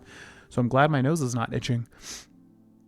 I would love to get a Skyrim remaster similar to what they did for Oblivion, so I could experience it again for the first time, kinda. Well, Roger Hunt, I guarantee you they will do that at some point. Given Bethesda's track record of releasing Skyrim 58,000 times, we just have to wait for the amount of time to be enough for them to do it. I would not be surprised if they were literally already working on it. And obviously it's going to get memed on a bit, but yeah, like you, I mean, I would like to experience it in a new light too. Special Edition kind of gets there. It feels pretty fresh still, but yeah, I'm with you. I would like to experience it in like a new way too. Okay, acrobatics done. Light armor we're still working on. Marksman we're still working on. So we got mercantile to find next. Mercantile. Ba ba ba ba ba da da da do do do do do do do do do do do do do do do do. Okay, so Magart, east of Leowin's Great Chapel of Zenithar, northern goods and trade near Coral's South Gate. Okay, let's go to Coral's South Gate. Clair obscure Coral's South Gate. Goods and whatever. Clair obscure Sucks when you have a mod binge that takes 20 hours to play for something like 80 and then just stop playing, but why? The room is starting to look really cool. Yeah, unfortunately, you can't really see like all the cool stuff. There's a lot of cool stuff in here right now. I was trying to find a really good like camera angle so you guys could see everything, because there's really some neat stuff. But we'll figure it out, because we're gonna have to paint all the walls too in here eventually. So it'll be a process. Wait, it said Northern Trades and Goods, right? Who am I looking for? Ba pa pa pa pa pa pa. Oh, Seedneus. For some reason, I read a different name. Okay. Seedneus. Yo, thanks, Kez. I mean, it's just going to be one of those playthroughs that I think is going to be special, just because obviously everyone loves Clair Obscur, and I don't know anything about it. And I know I'm going to like it, because I grew up on Final Fantasy turn-based stuff. I will never forget your... Oh, thanks so much. Okay, I need to... Wait, what? Let's get to training. This person cannot... Yes, some of these are like glitched, because she has no training dialogue. That's so weird. Maybe it's only like one expert trainer will take you to the next person. Okay, so... Magart, east of Leowin's Great Chapel of Zenithar. So we need to go to Leowin now. Yeah, because she should give me the mercantile training, unless we already did that one. I don't know. It's confusing. They could totally explore another continent with tons of new races at any given release entry. I don't think that's going to be 6. I mean, I guess nothing's confirmed yet, but I think it's like soft confirmed, right? That it is going to be Hammerfell and High Rock, at least that area, the Iliac Bay. So then we'd probably have to wait till 7, you know, when I'm 99 years old. At that point, yeah, they probably should branch out. I mean, Bethesda and Elder Scrolls and Fallout, everything feels kind of very, close to the chest at this point, you know? So I think what would take to refresh it, unless Elder Scrolls 6 is just, like, obviously massively successful, which it will be, like, financially, but I mean, like, you know, how much people like it and everything. Yeah, I agree. They should branch out. They should go to a different continent. They should do, you know, the Westeros thing, where they should go to east of Essos. That would be a good idea. Okay, is it you? Yeah, it is you. Good to see you. Hey, what's up? Pleasure to... So, we must have done it already. Hey, Leowin's... Be seeing you. What is the Mercantile Master Quest? Paloneria? Divine Elegance in the Imperial City Market District. I don't even remember talking to that person. So maybe we have to go to this specific person. Kafiz, Dunbarrow Cove. Oh, because...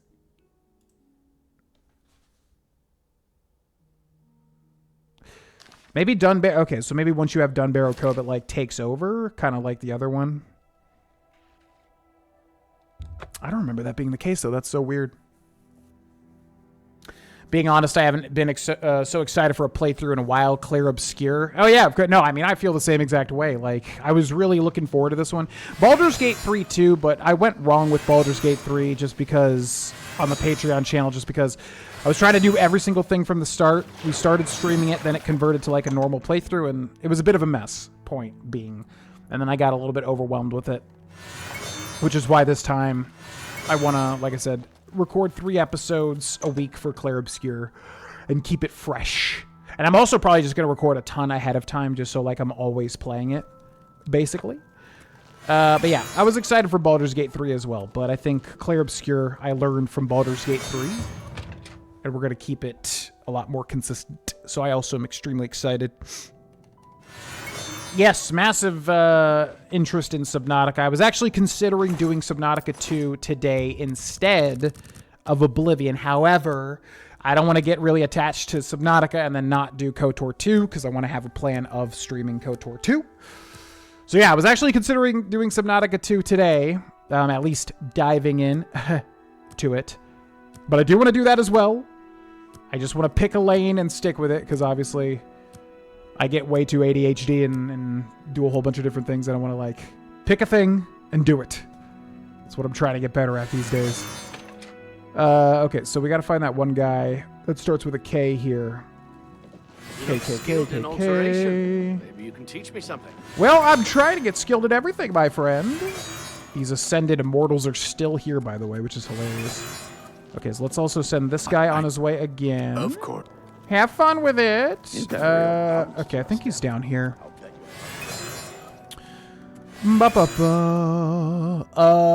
DiCaprio and Blood Diamond. Yeah, that's exactly what I was thinking of. That accent. Yep, and then also District 13 or whatever that movie is, which messed me up as a kid. I hate like people losing their identity and stuff.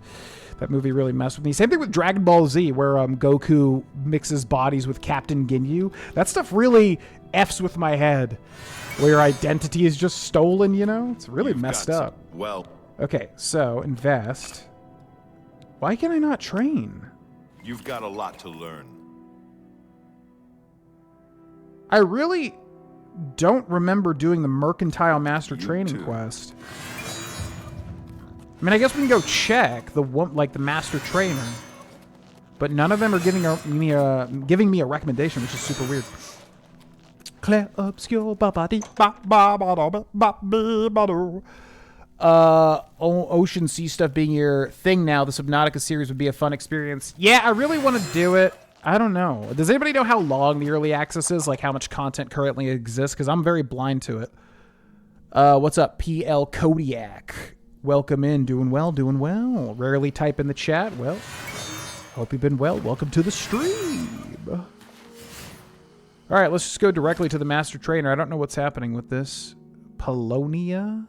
Divine Elegance in the Imperial City Market District. We probably just did it and I'm forgetting. Why do I have no memory for this? Bizarre. Yeah, exactly, Traytera. And they should do it. I know they're not going to do it for 6, but they should do it for 7. I don't know. The timeline's weird now, though. We'll see what happens with Bethesda. When whatever comes out, comes out. Still waiting. Still waiting. I say it every stream, but like, my God. We know they like money. There were very easy routes. Even if it's just remastering Fallout 3 or New Vegas. Okay, Divine Elegance is where? Which they're probably doing right now as we speak. Divine Elegance. I forget where that is. Ba-ba-bo. Yeah, KOTOR 2, I would say, is probably, outside of Clair Obscur, the #1 suggested wanted game for me to play. So I wanted to do that in the stream format, because basically any like big RPG or RPG in general, it's just better to stream because you can just absorb it better. But then in Clair Obscur, I wanted to record because I knew I would rather record that. Divine Elegance, there it is. Divine Elegance. Yes, Face Off. Yeah, exactly. Which we live streamed watching actually on a movie night, funnily enough. I love that movie. I grew up with that movie. But yeah, same thing. Losing your identity. Oh my God, getting gaslit to like lose your identity. That's so messed up. That movie is genuinely messed up too. There's a specific scene I'm thinking about that I guess Nick Cage as John Travolta does.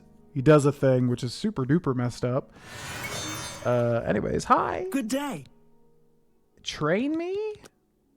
Good that you want to get better. So yeah, I guess we must have already done the Mercantile Master Training quest. Farewell.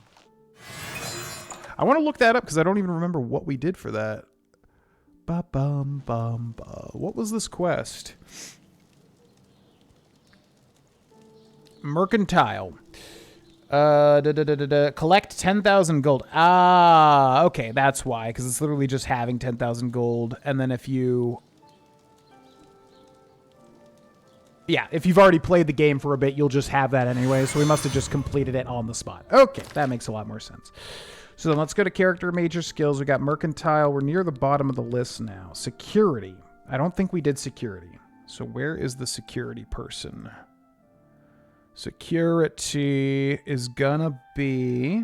Looks like Dunbarrow Cove, but I don't know if they can give us the recommendations. We got Othrello's house in the Imperial City, Elven Gardens District, and then Mandil. Okay, so let's go find him. Elven Gardens in Othrello's house. What's up, RPaz? 20 hours. Okay. Yeah, Mandy is a film I've always wanted to see and I've never seen. I've seen Red Letter Media's review on it multiple times, but I've never seen it. I know I would love it. Okay, we're going to look at the local map now. We're looking for Othello's house, which sounds a lot like Othello. And there it is, directly to my left. Ba ba ba ba. If Bethesda somehow botches Elder Scrolls 6 and or Fallout 5, is that the end of Bethesda as we know it? You know, normally I would say no because I feel like they were too big to fail, but in this day and age where there's such rapid, intense change throughout the world with so many different things, is it the end? Well, It's the end of Bethesda as we know it. They? Also training. Only one has a better mastery of locks than I. You need to speak to Jabana. You can find him imprisoned at the Imperial Legion headquarters. Oh, in prison, that's cool. Yeah, so if Elder Scrolls 6 and Fallout 5 come out and their failures is at the end of Bethesda, I would say so, yeah. I mean, if it's so bad that it's genuinely seen as a failure, something that's like almost... They would have to try so hard to like fail with that. It would just have to be abysmal games. Yeah, I would say absolutely. I think that would definitely put the last nail in the coffin for Bethesda. I don't think they could survive a failure. Definitely not Elder Scrolls. If they released Elder Scrolls 6 and it was seen as a failure, like critical failure, definitely commercial failure, which it won't be. I think it's guaranteed to be a commercial success. But if it was a critical failure, I would say that's it. Yeah, I don't think they could ever come back from that. I really don't. Fallout, I think they have a little more leeway, but even then, Fallout 5, if it was seen as a failure, I think that would be it for them. I don't think people would be able to give them much more patience there, personally. Okay, so security is done, and then sneak, we need to remember to level up when we level up. Okay, so that's all the quests, and now we need to max stuff out. So athletics, we're getting some progress there already. Blade block is going to be a bitch to level up, but maybe we should just go get a blunt weapon and... but we have nerve shatter, which is cool as hell, and blunt is up there. So we can level up... Okay, so maybe speechcraft, because that's going to be a pain in the ass too. How to grind speechcraft in Oblivion Remastered. Let's see if there's some sort of way to do it quickly. To grind your speechcraft effectively, repeatedly play the persuasion minigame, because you gain experience based on the number of attempts rather than how much you raise your character's disposition. Continuously spinning the speech wheel and deliberately choosing options the NPCs dislike. Find a generic NPC or a city guard you do not care about.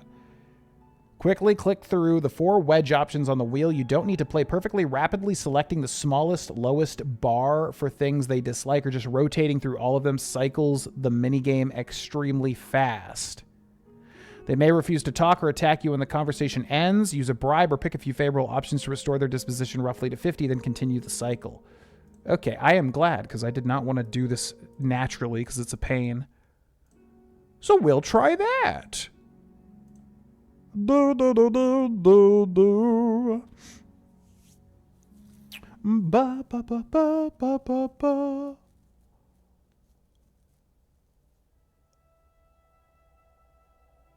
No, I would say, no, KOTOR 2 won the poll for what people want to see next for streaming. It won it over Subnautica 2. Yeah, Face Off's a great, like, early, I guess, late 90s cheesy film. A little bit cheesy. Gone in 60 Seconds. Never seen it. Never seen Con Air 2. Honestly, I'm probably a little sheltered when it comes to Nick Cage movies, as much of a film buff as I think that I am. Surprisingly. Now, let's go find a guard and have my ass cheeks alert him, because I just have too much cake. Hello? What can I do for you? I need you to listen to my babbling Go ahead. forever. Okay, so once we start... I guess I'm not free rotating. I'm just like Where'd choosing you get these. It's good of you to say so. It's good of you to say that. You're too. That. I like you too. I doubt it. You like me too? I like. Oh. It's good of you to say so. There's not really a way to do this without like actually observing it, I guess. Mandy is definitely worth a watch. I've always, I like really stylized movies. I doubt if they're well done, obviously, and I know Mandy is. Nice. specifically very stylized. Thank you. I don't. How nice. Is this like not increasing my persuasion at all? It's good of you to say. Thank you. So he said choose the ones they don't like. So let's see. It's these two over here. I doubt it. It's good of you to say that. I think that's really talk. I think that's great. I talk that. How nice. I don't think. Move along. Did that not increase? Oh, it did. Oh, speechcraft increased to 60. Okay, so you got to exit to see what it did. Okay, so I need to see like how fast this is going. Speechcraft is at 60, and it's about 1/4 full to 61. Okay. Most unhinged performance ever, really. The Rock with Sean Connery. I've never even heard of that film. The cats are currently staying with my mom and stepdad while we paint, and then we're going to introduce the cats to the house, basically. Microtransaction stuff. Was that for Elder Scrolls? What's up, D Mars? Been well. Oh, wow. Everybody loves Gone in 60 Seconds. I've always heard of it. I don't really know anything about it, though, to be honest. Maybe I should give it a shot. What? Okay, so let's just spam this haphazardly. You're too kind. That. It's good of you just. I doubt that. It's good of you to say. Oh, that. How nice. I doubt. You're too kind. How nice. I don't know if we get too low, if that like actually hurts us or not. Thank you. Because we're getting low, but then we're getting like a bunch of bonuses. Oh, that. Thank you. You're too kind. Oh, that. It's good of you to say. You're too. Okay, now if I leave, keep moving. Scout. No persuasion upgrade, which sucks. Okay, so if we go to speechcraft,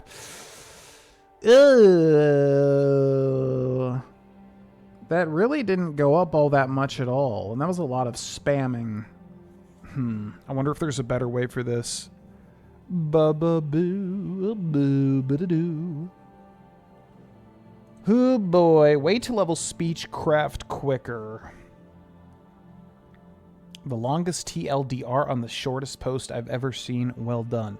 Start a persuasion minigame with someone, chat them up for positive disposition, then deliberately start saying things that get them mad. Then chat them up to make them happy, then piss them off again. Get their disposition too high, maxed out, and you're locked out of the minigame. Get up to around 70 and then make them mad. It goes faster if you're bribing them, but you can avoid that to save gold. Okay, so you have to get them to about 70 and then reduce them again. Rinse and repeat. Make it quick. Okay, so yeah, because this doesn't seem fast because you have to actually like pay attention to stuff. So you hate these two. Bam, bam, bam, bam. You're too kind. Bam, bam, bam, bam. Nice. Bam, bam, bam, bam.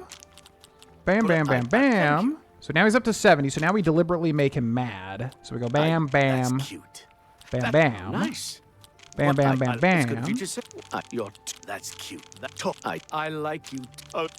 It's good of you to say that's cute. Thank you. I doubt it. Yeah, it's like hard to even like reduce them. I think we have to do like this and this. I doubt it. This and this. That's great. This. I doubt it. This. Where'd you get that? This. Talk tough to me. That. You're too kind. This always throws me off because they talk the whole time you're doing this, and I'm trying to like concentrate, and it just constantly like changes my attention. You're too kind. Okay. I don't. Thank you. How nice. Thank you. You're too kind. So let's leave. There should be at least one. Speechcraft increased to 61. Oh god, this one's gonna be a nightmare. I'm trying to even think if there's like a better way to do this. Is that really the best way?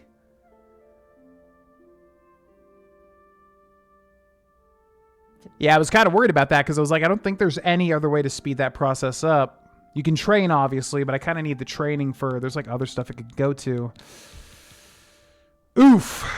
No better way to increase persuade or speechcraft faster than that, huh? The Rock is about... Oh, I have heard of this. Yeah, I feel like there's been a lot of discussion lately about this film because I've seen it pop up a bunch. Team of people breaking into Alcatraz to stop terrorists. It's awesome. Man, just when you think like you've seen like all the good stuff, there's still so many things that I hear about that people consider really good. Okay, well, let's go do a dungeon that we haven't done, I guess. We can work on Blunt. I'd like to max out Blunt so we can move on to something else there. Marksman is going to suck. Because we've got this cracked wood cave. Let's go clear that out. Everyone swears to this day The Rock is actually a 007 movie? Yeah, I don't really know anything about it outside of hearing about it recently. I've seen it pop up because I remember thinking to myself, it just sounds like a biopic about Dwayne Johnson, you know?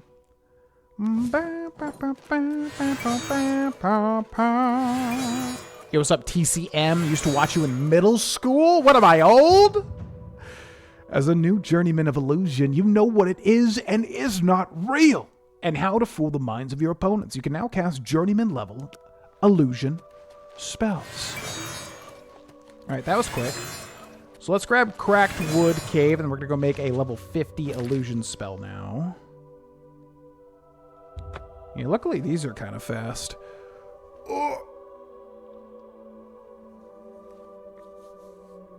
What if you just do bad choice, exit minigame? It sounds like you have to keep an equilibrium. You have to, like, stay in the middle between, like, I don't know, 70 and 20 persuasion points.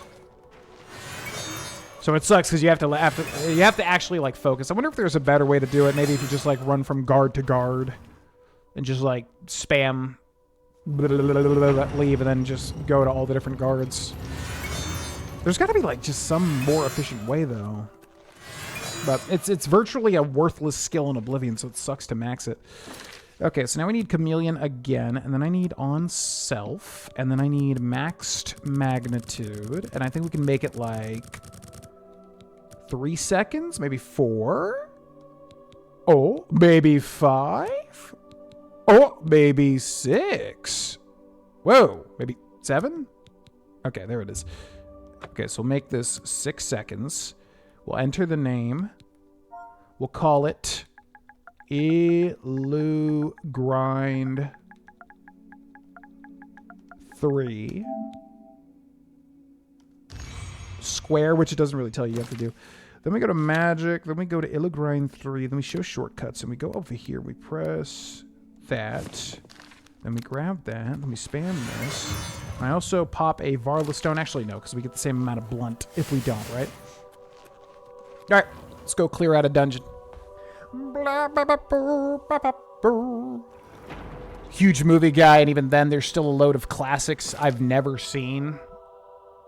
Yeah, usually for me, it's like a thing where if I just constantly hear about it and how good it is, etc., etc., etc., it's then I'll make a point to watch it. The Rock is one that I don't really know much about. Gone in 60 Seconds, same thing. Like, I've always heard of it. Gone in 60 Seconds, not The Rock. The Rock I haven't heard about until recently. And then if I keep hearing about it over and over and over again, I'm like, all right, I'll watch it. I'll give it a shot. But the last film I saw was Disclosure Day. It's kind of like a joke with my family because, like, my whole I saw it with my family and they all loved it, and I hated it, and I couldn't believe that they loved it. I was like, what? It was so dry and bad. Like, not necessarily so bad, just like dry. It was so boring, and like it just really felt like a film that should have came out 20 years ago, you know? So yeah, that's another question. Has anyone seen Disclosure Day, the new Steven Spielberg film? I really did not like it, man, and my family loved it. And I was so baffled. I was really baffled. I was like, man. And then one of my family members saw it again. They liked it so much they went and saw it again, and I was like, you couldn't pay me to see that movie again. I was so aggressively bored. Anyways. Yeah, I'm still waiting on that next, like, album that's recommended to me that takes over my life. It's been so long. And really, if there's, like, a really good synth pop album out there, that's something I want to listen to. And I just have been trying to, like, look up recommendations and stuff, and I just have not. I haven't found an album that I really, really love in, like, a long, long time. And it's got to be out there. It's got to exist. I just don't know what it is. I just don't know what it is. Yeah, what's up, Danka Wanka? Welcome in. Doing well, doing well. I love the magic system too. Honestly, if you give the players a lot of agency, it's usually fine. It usually ends up, people love it more than they think it's broken. Case in point, Oblivion. Everyone loves the Oblivion magic system. Yes, it gets a little wonky and crazy, but just let the players have agency, Where are you going, buddy? Bloody Hand. What are these guys called? Bloody Hand Rat Farmers? Oh, so they're farming. Okay, there's a bit of a story here. They're like farming rats. Look at that. That's kind of weird. I don't think there's any quest tied to this. So that's interesting. Oh, Gone in 60 Seconds. Yeah, I'll try to watch it. I'm trying to think. I feel like there was something on my watch list that I wanted to watch. Oh, next up is The Rehearsal. Yeah, big fan. Oh my God, The Chair Company. Sorry, there's so much stuff to talk about, which I've been talking about in the comment questions of the episodes. Has anyone seen The Chair Company? Holy shit. That's my favorite show in like a long time, man. I love Tim Robinson, and I was not prepared for how much I loved The Chair Company. But yeah, The Rehearsal. Nathan Fielder and Tim Robinson, two people I love very much in the comedy sphere. And next I will be watching Season 2 of The Rehearsal, which I really did not like Season 1 at all, but I know Season 2 was much more liked. Dun, dun, dun, dun, dun, dun. Yeah, I don't know. Some people really like it, and I don't want to be a hater about Disclosure Day, but to me, I really can't stress enough. It felt like a movie that should have came out 20 years ago. Looks like a movie from 2005. Yep, there you go. And that's kind of exactly what it felt like. And I think the ending sequence, when you get to the actual Disclosure Day part of it, not to spoil anything, but it's called Disclosure Day. Go figure, things get disclosed. I think that sequence was done well, but outside of that, man, oh man, it just felt like a really dated movie. In my opinion. And I know, like, some people that are into aliens. I know Trey Terra is a big space guy. Yeah, I know people that are super into that might like it a lot more than I do. I've never been, like, a huge space guy, so, maybe it's just a thing of like that, like, I'm not really, like, that into it. But just felt dated. They gutted the magic system in Skyrim just because they couldn't think of enough ideas for shouts? Oh, is that the reason why? I guess I never realized that. Yeah, I'm fine with it. I don't know. With Skyrim's, like, combat system, I'm kind of fine with what they landed on. It's very, like, fluid. You switch things in and out, whatever. It does get a bit shallow on replay. I think that's the big hit to Skyrim system, is that when you replay Skyrim for the 18th time, yeah, it doesn't, it just doesn't feel as dynamic with its combat. But I'm still fine with it. I think it was a good choice for Skyrim, albeit being more shallow. But yeah, I always like the more open-ended stuff, like Oblivion's magic system, and even more when having levitation potions. Do do do do do dee do. Movie soundtracks. Yeah, I know, like, Trent Reznor from Nine Inch Nails. He, like, scores, like, every single film these days? Sometimes. I'm really particular about that. Like, I can appreciate scores of films and stuff like that, but, like, I don't know. It has to be something that's, like, really memorable. And I think a lot of scores are meant to be kind of in the background while you're playing a game or watching a film or something. So some of them, obviously, like the Inception, stuff like that, it stands out. But I don't know. I'm particular about movie, like, scores, because a lot of them are, I guess I find a little bit too atmospheric to be memorable, if that makes sense. Yeah, but it's Spielberg, so it's like, I don't know. With Disclosure Day, I feel like Spielberg should have made it a little more, because I just watched Band of Brothers, and that's Spielberg, and it was phenomenal. But I think it was because it was that time. So, like, if Spielberg made Band of Brothers now, would it have been as good, or would it have been dated? I don't know. I think that was a big part of it. It was like, wow, this was made by Spielberg. This feels so just, like, old, but not in a way where Spielberg feels like he was making something contemporary, more like dated and a bit out of touch. But that's my take on it. I don't know. Yeah, That's just my opinion. I know it's a bit mixed. I know some people do like it a lot, but I don't know. Outside of that ending sequence, I was so bored. It was such a boring movie, ultimately. What's up? Free? Yep, should be coming down the pipeline any day now. Basically, just have to have a free week where I can kind of plan out the month and really go, okay, let's do it. Full month of streams, you know? But I'm excited for it. I just don't want to kind of overbook myself with voice work and with recording and with house stuff and with streaming. However, yeah, it's imminent here, so make sure to follow the stream, follow the Twitch, yada, yada, yada, because we'll probably be starting KOTOR 2 very soon. Blue, blue, blee, blah, blah, blah, blah, blah, blah, blah, blah, blue, blue, blue, blue.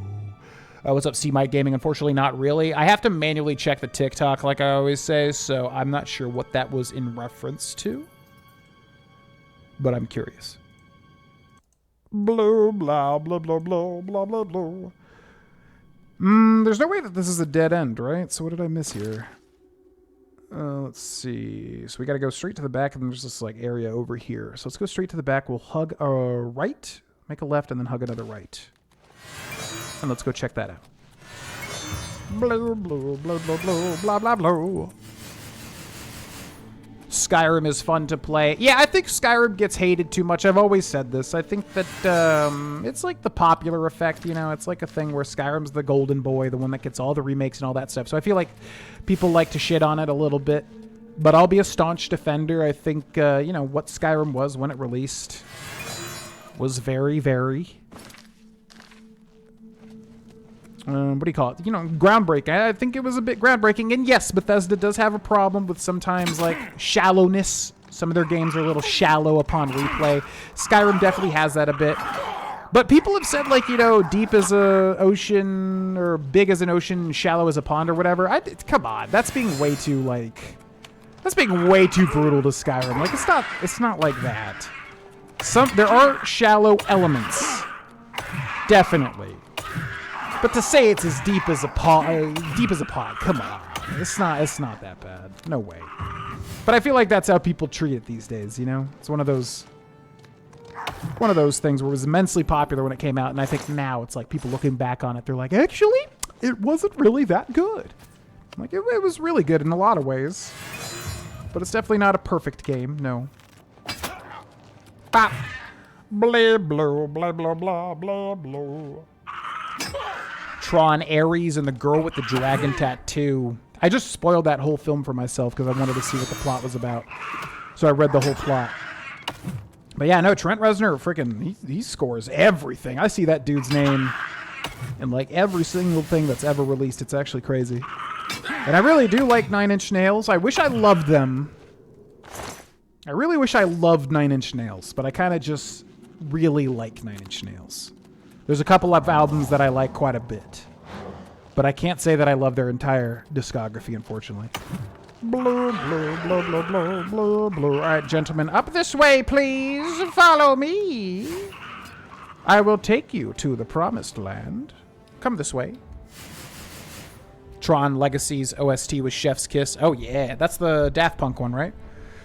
Oh, yeah, man. See, that's a good example of, like, I will absolutely listen to that. Because it's basically just a Daft Punk album, kind of.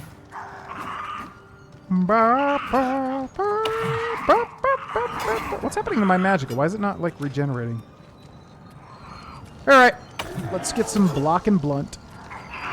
Blue, blue, blah, blah, blah, blue, blue. I'm gonna bash you in your brain. I'm gonna. Talk about bloody hand, more like bloody head. With my big old bashing nerve shatter.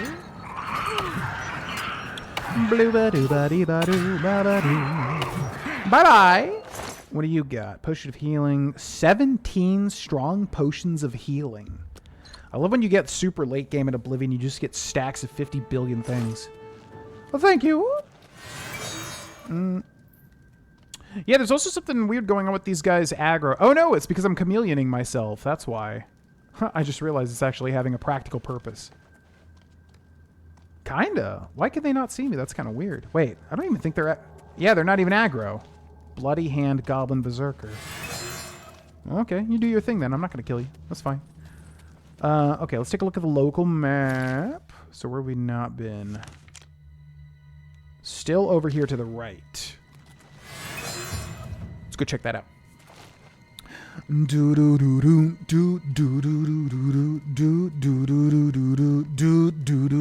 Yeah, keeping it step. I love. That's one of those songs that I can listen to literally a million times and seriously never get sick of it.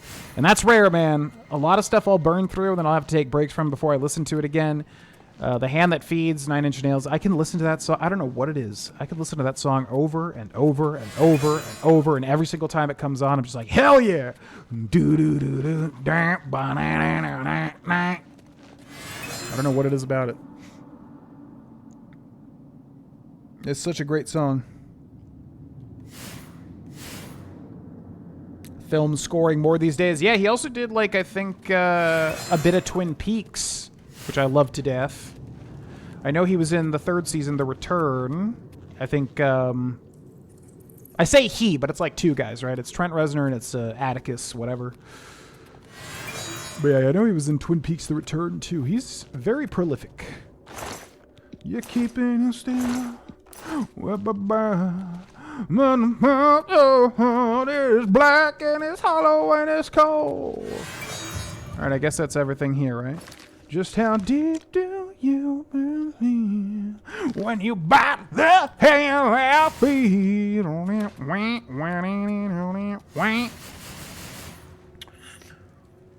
Twitch karaoke nights. Well, folks, I'll tell you this firsthand. If we can make a return to streaming, like, here's the thing, right, with the streaming and everything, I don't want to be that guy that holds on to streaming and just like, I could make it work. Like, I've already been through that phase. That's done. If there's no way to kind of reinvigorate the streams and everything, then that's okay. I've made peace with it. That's fine. But as I've always said, if there is a way to do it, I'm down for it. I mean, the only challenge these days is just balancing the voice work with it. I definitely want to pursue a voice acting career seriously, and I don't want to like get sidetracked by streaming and YouTube because I've done it for a long time. I'm at the point in my life where, you know, it's time for a new thing.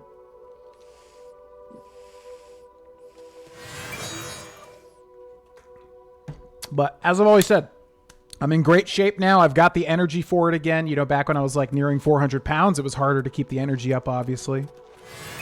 Much more of a challenge. Ooh, an Oblivion Gate. That would be good. Do we have that one? Oh, perfect. Yeah, I'll do that. Can't why? There's nothing nearby me. I hate when it does this. It's gaslights you. There's nothing nearby me. So anyways, yeah, I was thinking about even bringing back Fiesta Fridays. You know, thanks for the sub on YouTube.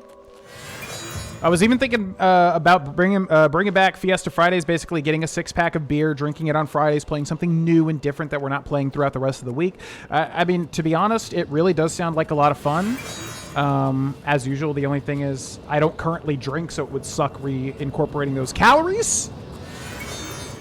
Because, yeah, I don't know. I feel like my calories are tight these days. So it just sucks like drinking beer calories. But anyways, I've thought about bringing back Fiesta Fridays. We'll just see with that month schedule with KOTOR 2. I think we'll just do that. We'll see how it goes. And if it seems like a fun thing and everyone's had fun, then I may consider seriously coming back to streaming. I just really don't want to be that guy that's like, I gotta make streaming work. Like I said, I've been through that phase. I'm past that point. But I would do it if it was constructive for everybody. Constructive and fun. I would do it. I would seriously consider it. So, just keep an eye out, I guess is my point. The tower portal to the Sorrow Keep. So we got like 3 towers here. We got that one. That's probably the big one over there. Let's go through here, though. We'll just do a classic dungeon crawler. Get some XP.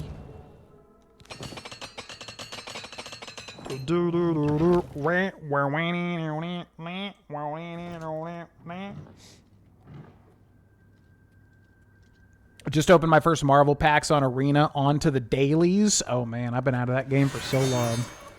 That was part of the reason why, like, I stopped playing Magic the Gathering Arenas, because I noticed, like, even when I opened packs, I just never really cared. It didn't have that, like, kind of Hearthstone feeling to me, where I was really excited to open packs. Like, I even feel that more so for Pokemon TCG Pocket, even though I don't think that's a particularly great game. Hit me. But I hope you pulled some good stuff. Yeah, I don't know. I just wasn't getting much, like, dopamine out of opening those arena packs. And I never really did. I don't know what it is about. Like, in person, sure. Opening Magic packs, getting excited. On arena, I don't know why. It never really, like... Never really, filled me with that sweet, sweet dopamine. Have you ever listened to Bob Catley's Middle-earth album, a collection of the original songs based on the stories of the Lord of the Rings? No. But if I remember to, I will listen to it at the gym tomorrow. Because that sounds entirely up my alley. The Day the Whole World Went Away. Is that 9 Inch Nails? Because I don't remember that. What's up, Champion of Death? Detect Derps. I would honestly end up drinking again if it was returned. It was so fun. Well, I don't want to be a... I don't want to be a bad influence on nobody, but I live in North Carolina now, and much like Colorado, it is very much like a brewery state, and I honestly have just seen these craft beers everywhere, and I'm like, I really want to just... I really did love drinking craft beers, like trying new beers, especially every Friday when I would make my own 6-pack and kind of like try 6 different beers. Like I got to be a beer snob, but it was like a good thing, you know. It was like, I just loved. I don't know, when you get to the point where you can really taste the subtlety of the notes and all the crap and everything that sounds like a hipster douchebag, but when you can, I really, really did like it, you know. So the only thing that I care about, like I said, is the calories. I don't want to like start gaining weight, because it feels like right now I'm kind of consuming exactly what I need to be to kind of put on a bit of muscle. And I don't want to go over that and start, like, you know, putting on fat weight again, which that's really the only thing that I'm concerned with, reincorporating beer. Oh! Oh!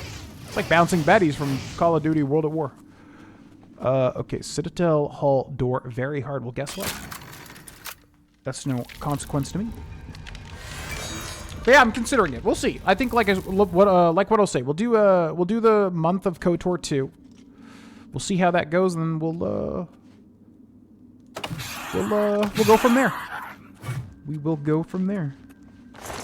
You're keeping it still with my mouth, but inside your heart it is black. And I like how this was just a very hard log with like basically nothing inside at all. Interesting. Just how deep do you believe when you bite the hand that feels? Yeah, these are straight up bouncing Betties. If nobody played, if anybody didn't play Call of Duty World at War, you'd play online. People would place the bouncing Betties, and then you'd hear them bounce, and you'd have to immediately crouch to not get blown up. So that triggers an ethereal, that triggers like a deep down reaction in me, seeing that happen.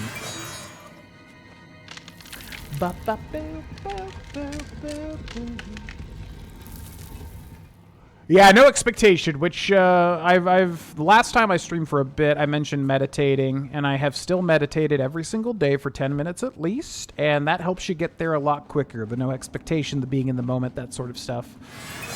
I think I've come to the conclusion, like, streaming will never be fixed for me. I think I'll always kind of butt heads with it. It's just, I think it's me and overthinking. It really is just, it boils down to that. I just get into my head a lot and overthink a lot of things and yada, yada, yada, blah, blah, blah. But meditation helps you just be comfortable with it, you know? I guess is the point of it.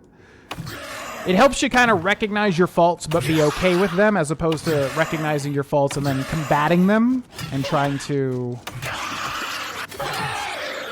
being hard on yourself for having faults and wanting to change and all that. Like meditation, you just kind of understand, oh, I need to kind of just acceptance. You know, that's what I've gotten out of it anyways.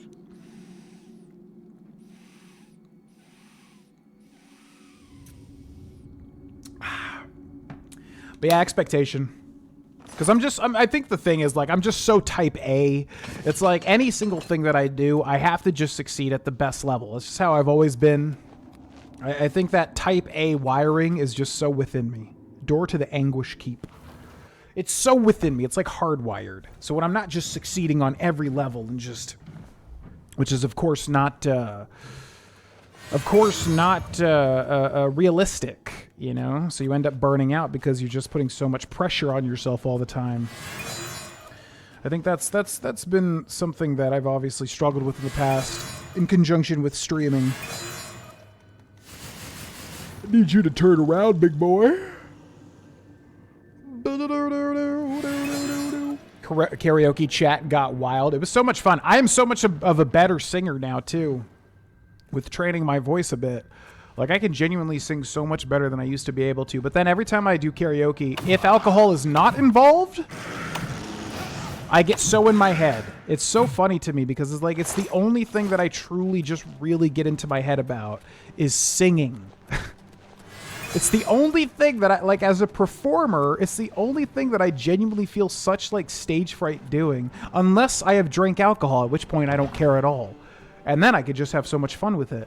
But it's the only thing. And, like, you would think, like, other stuff, you know, like performance, like streaming and voice acting and whatever. You would think, like, it would be like that, too. But it's really only, it's like, it's just singing. I don't know why.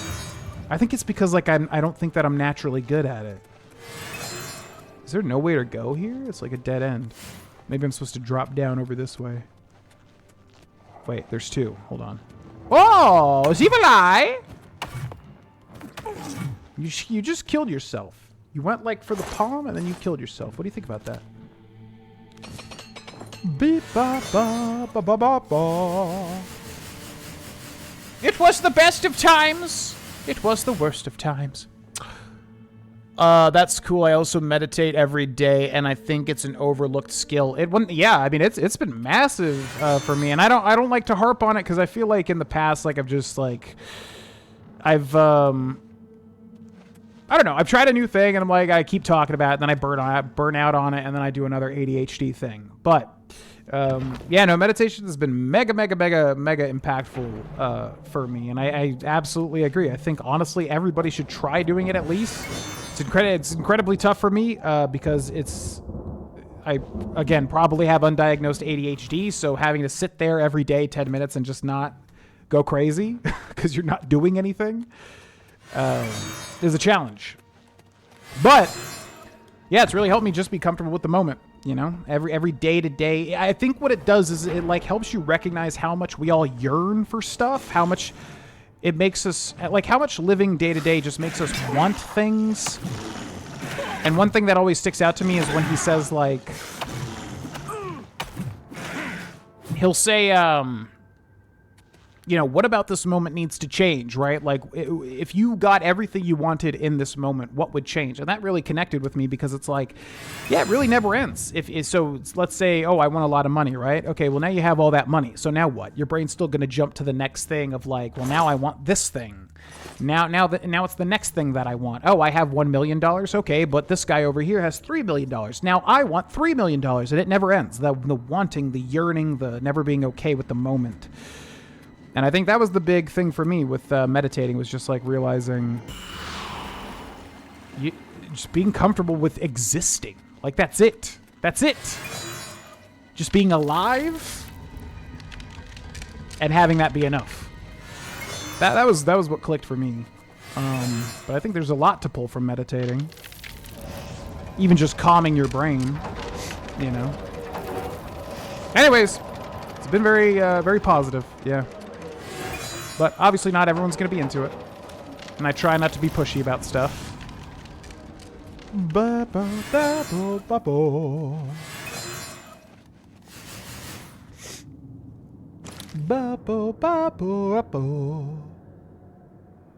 Saying Om when meditating while playing on music on YouTube through a speaker helps me in switching from pop to T. Is the Om thing like a thing? I know that's like the classic, like Om. I know that's like a cliche for meditating. I've never actually done the Om thing, so I don't know what that actually does. Could we have a sample with that singing you've been practicing? You know what? Affender, I'll try to end this stream. If somebody reminds me when we end the stream, I can do one karaoke song. Something that I know that I can sing. And we can end the stream like that, because that'll be fun.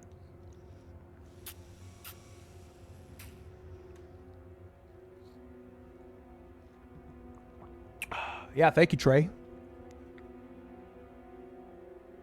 Yeah, I'm super type A. It really, it boils down to that.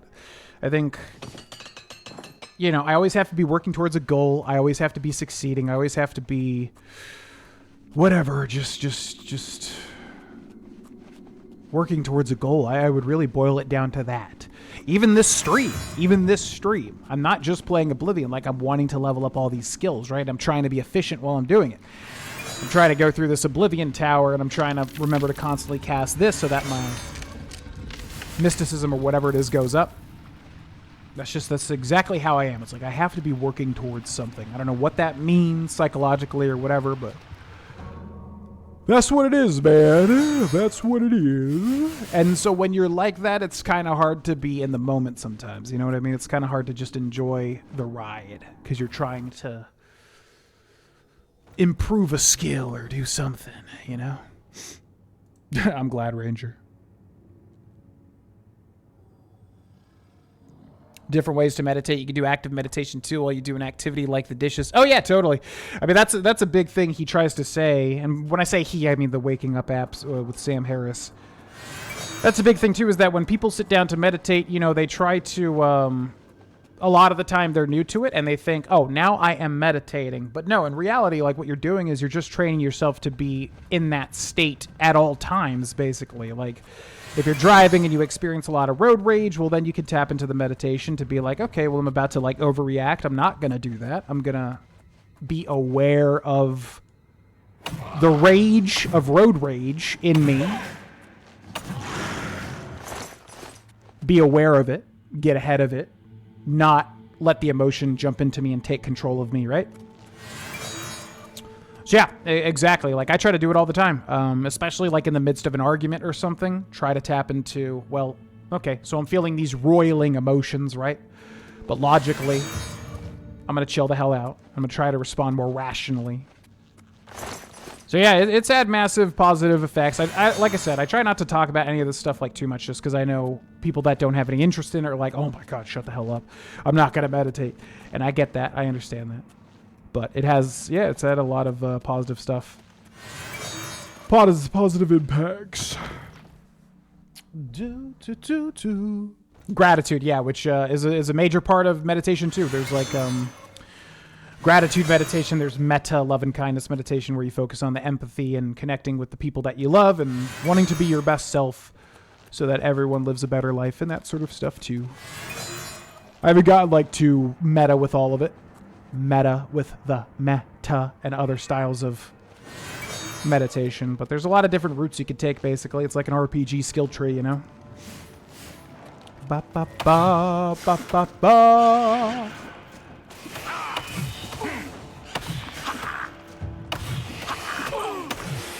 Need and wantful, yep. Yeah, exactly. I mean, it's really that yearning, man. Like that's really what a lot of it boils down to that. A lot of it boils down to realizing just how much, especially again in Western society, I think, we just yearn.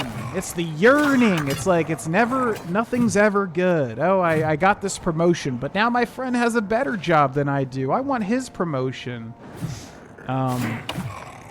It's just that yearning that I don't know. It kind of awakened my eyes to that. Like, I think when you train your brain to be comfortable in every waking moment, and when you get better at that, you realize just how much it is enough to just be existing and alive and feeling. Man, I go out into our porch and I just sit there every morning and meditate for 10 minutes with my coffee, and just to feel the wind on my skin, just to feel that. I know this sounds so lame, but it really is just like, what a gift to just feel that. Just to feel the pleasantness of the wind on my skin. Like, and in that moment, I truly, like, don't need anything else. That's it. It boils down to that. That's all that I need. And I would just quantify it as that. It's recognizing that, you know? And it's very nice, and it's very pleasant, and that's why I'm talking about it. All right, I guess this was a false tower, so I think we need to go find a different one. But we're getting a lot of experience, so that's good. That's very good. The Wastes of Oblivion. Anyways, I digress. Ba, ba, ba, ba, ba, ba.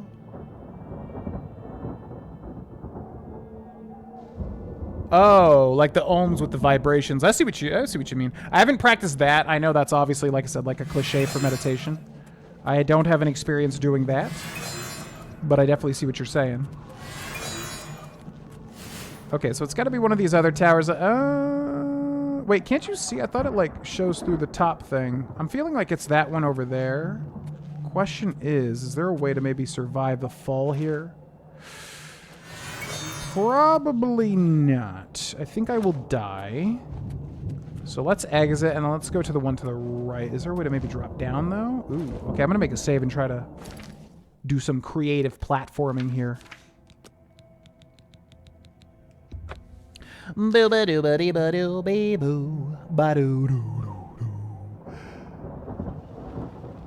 Living in North Carolina now too, GV. Ooh, how do you like it? I love it.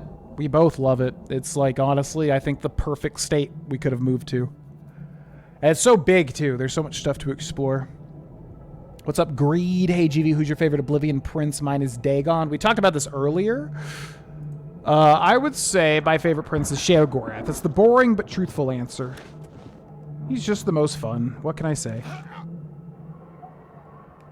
Oh, man, we took, like, no damage from this. Hell yeah. Oh, God, we're going to die here, though.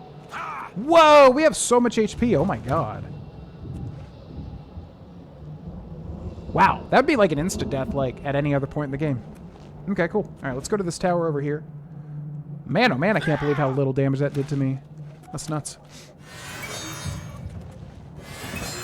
Yeah, needs and wants. And obviously, you know, it's tricky. You can't just be like, I am above needs and wants now. I have no needs and wants. It doesn't really work like that. Like, I think you might be able to get there. I guess that's what enlightenment is, right? Like nirvana is that. But the vast majority of us, you know, you'd have to work towards that for a very long time to truly get there. But it helps to be aware of it. And that's big. Really healthy, not lame. I don't like being preachy. I think a lot of, like, I look back, I reflect on all the streams I've done, and I feel like a lot of the time in the past I've been, like, preachy, or, like, I've gotten obsessed with a new thing, and I talk about it to no end. It's, like, my hyper fixation for a while. So I try to avoid that, because it's, like, these days, if I talk about something like this, I want to, like, make sure I really, truly mean it, and I'm not just, like, being any level of performative, that sort of thing. So yeah, that's where I'm coming from, is like, it has been extremely helpful, and I want to make sure that I talk about it in a very, like, organic, real way, just in case that one person listens and goes, okay, you know what, I'll try this thing, and then a year from now, their life is positively impacted, you know? So I don't know, I guess that's what it is. Like, I'm trying not to be preachy in this day and age with my content. Because Cindy can tell you, I'm like, man, Cindy, I think if you meditated along with me, not like literally at the same time, but like, you know, if you did what I did, I think it would have like massive positive impacts in the way that it had for me. But I know in that instance, I'm being like, nobody likes the person that's like, hey, this thing positively affected me. Now you need to do it. Like, nobody likes that, obviously. But it also sucks because it's like, man, it has had a positive impact on me. And of course, if it would on my loved ones too, I would love for them to experience that too. But you can't be preachy and yada, yada, yada. So it's a tricky balance, I guess. Yeah, I know. Door to Rending Halls. Okay, I think it's this way.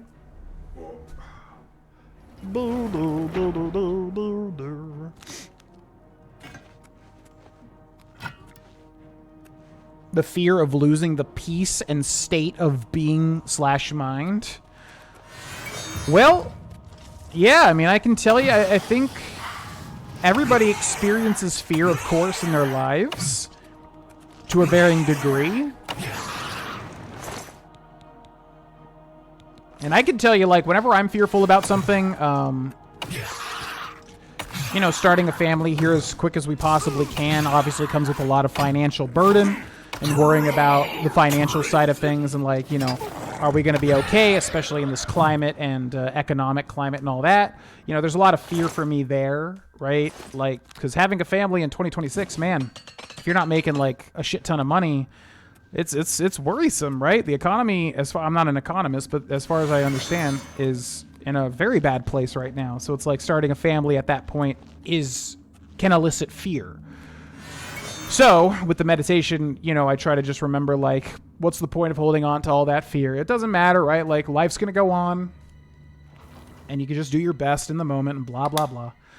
That's where I try to go is, even like what you described, like having fear of losing that state of mind. And then reaching the thing of, like, well, I'm not gonna have attachment to that fear. Like, what does it matter? I don't know the future. You know? Like, meditation has helped me out a lot. So now I've achieved this, like, higher state of being or whatever you want to call it. Like I've achieved a higher plane of, like,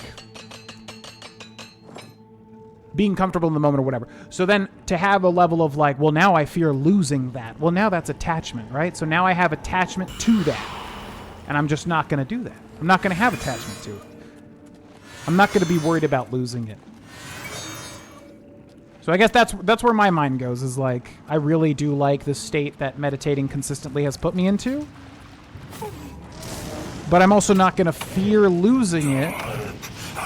And in that, it makes it stronger. You know what I mean? Like, I'm trying to explain this, but I don't know. It's kind of like that. It's just helped a lot with fear, I guess, is what I'm trying to say ultimately. Like, it's really dialed down on the amount of fear for certain things. And, like, attachment, it's because of that. Like, it's because of the attachment. Oh, no, what if I lose this? Oh, no, what if I lose this? Oh, no, what if I lose that? What if this goes wrong? What if this? Ba ba ba ba ba ba ba ba ba. It's just helped me to, like, I don't know. So what, right? Life goes on. Okay, we're actually in danger of dying here, so I gotta be careful now. Let's do some greater resto. Sparta Galix area myself. That's near South Carolina, isn't it?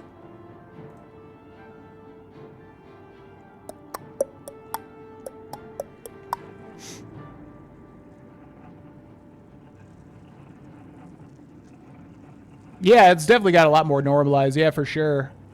Well, I think, like, overall, society in the world has just gotten much more real. I think in this day and age, it's harder to just be fake. There's just... What it feels like to me is in the entire world, there was just, like, a veil that was kind of over the world. And with the internet age and everybody just connecting on a day-to-day basis a lot more frequently and easier, I think we've all just realized, like, kind of how much everyone just bullshits each other all the time. And it just feels like a washing away of that, if that makes sense. I just think it's, like, it's harder to just bullshit everybody all the time, like, on all levels, professional and whatever, small talk. I just think, I don't know, all that's kind of just washing away. And the reason I mentioned that is because, yeah, I feel like normalizing, like, to me, it's just... You know, I'll be walking around my house naked or something, and somebody will just be like, oh my god, I can't believe you're naked. And I'm like, we're all naked. Like, what does it matter? Like, I just think, like, human beings are so caught up on just the smallest things. You know, things related to sex and everything. Like, everyone has sex. Like, why we're still, like, just so weird about it? It's such a taboo thing. There's just so much, like, upkeep when it comes to being a human being and interacting with other human beings, that I just think collectively as a society, we're just getting, like, more and more exhausted with it, and everyone's showing their true colors a little bit more frequently. All that to say, like, discussing things like this and having discussions like this, I feel like is being a lot more normalized and a lot more frequent, just because who cares, man? Like, I don't know. In my 30s now, it's just like, life's so short to just be so worried about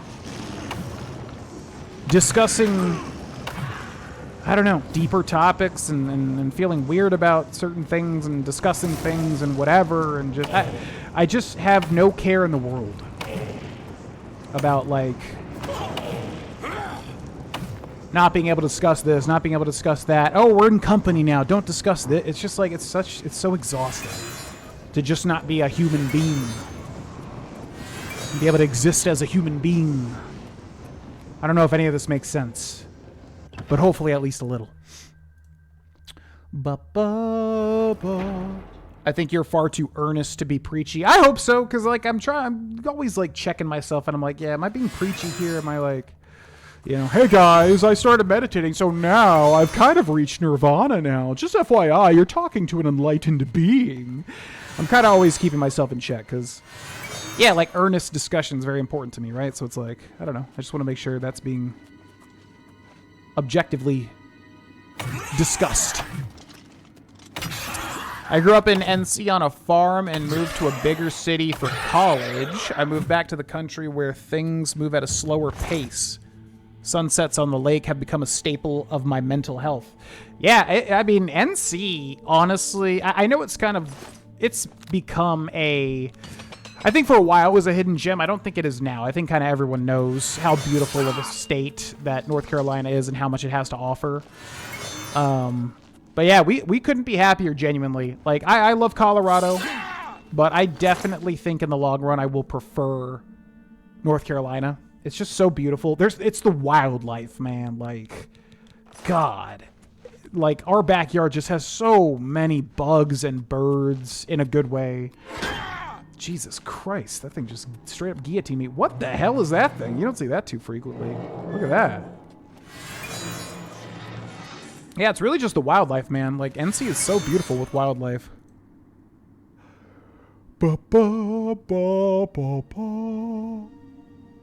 Not having attachment to that fear struck something. Letting go of wants and needs, just let go of that too. Yeah, don't worry. I mean, like I said, I'm not trying to be like, oh, here's where you're wrong. I'm just like, to me, if I had that quandary, right? Like, I don't want to let go of this heightened state. Yeah, it's just antithetical, right? It's just like, it's that right there. It's the fear of like, oh no, I'm going to lose this like heightened state.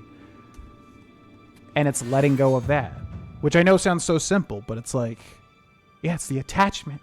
It's like you've reached a happier state by meditating, but now you're fearful that you're going to lose that state, but it's that attachment to the fear that you have to let go. I don't know. Yeah, exactly. It's weird to even say, but it's like, that's what it is. As a new expert of illusion, you know what it is and isn't real and how to fool the minds of your opponents. You can now cast expert-level illusion spells. Amazing. I've done it. Beautiful.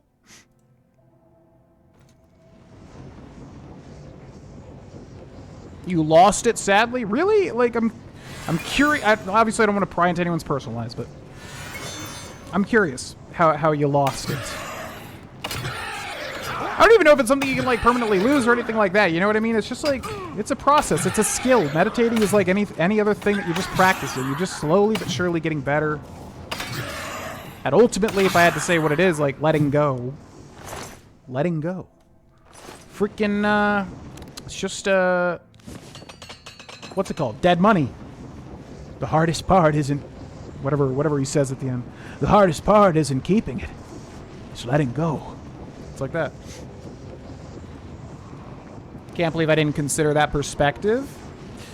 Hey, man, none of this stuff's easy. You know, all I'm saying is, like, what's been my experience. None of it's easy.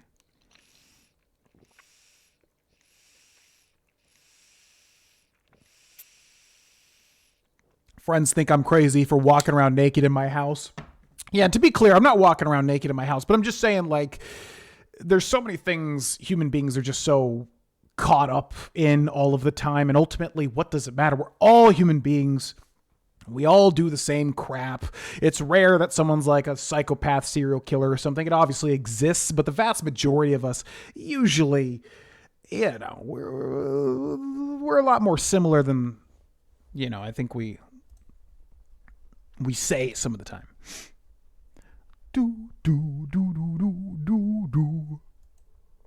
Greece and Rome. Oh yeah, the days of Caligula. Time is our real currency lost. Yeah, true. Yeah, honestly. And even that, like, attachment to, like, oh no, I'm getting old. I'm running out of time.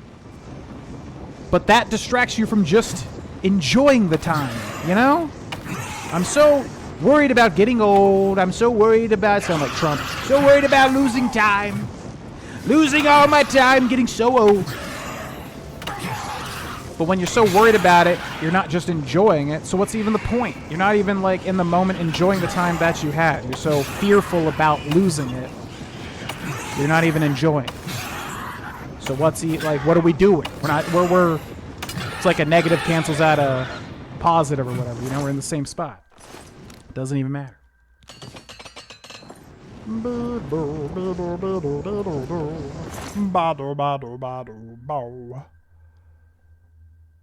Yeah, well, I think, like, depending on where you're at, like, America's weird about certain stuff. Other countries are weird about other stuff. Every country's weird about something. I don't think there's a single country out there that's just like, wow, they're just so open-minded in general as a populace.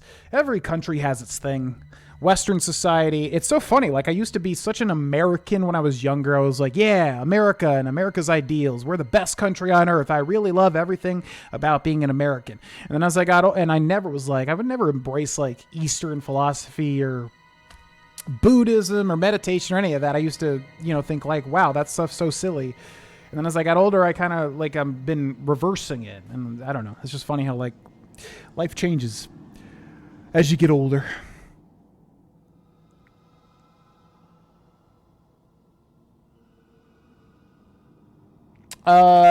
Yeah, Western North Carolina. So yeah, more closer to the mountain ranges and everything like that. Yep. I don't know much about, like, I mean, North Carolina, like I said, is so large that I really don't know much about a lot of different pockets of it. But where we're at, yeah, more on the western side, is absolutely gorgeous. But I am curious what the rest of the state looks like. Yeah, I know, right? Trey Terra, I was thinking the same thing with the illusion upgrade. So many different types and techniques, both scientific and spiritual. It's such a broad subject. Yeah, and to be clear, like, if I'm sounding like really woo-woo to any like more pragmatic people out there, I am not woo-woo at all. I've always said this, I'm not spiritual. And the reason I mention this, no judgment against people that are spiritual, woo-woo people, whatever you want to call it. Like, no offense or no judgments there.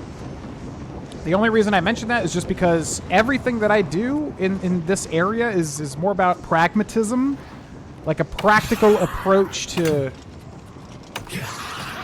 you know, being more in the moment, whatever you want to call it, meditating, everything like that. It all comes from like a pragmatic,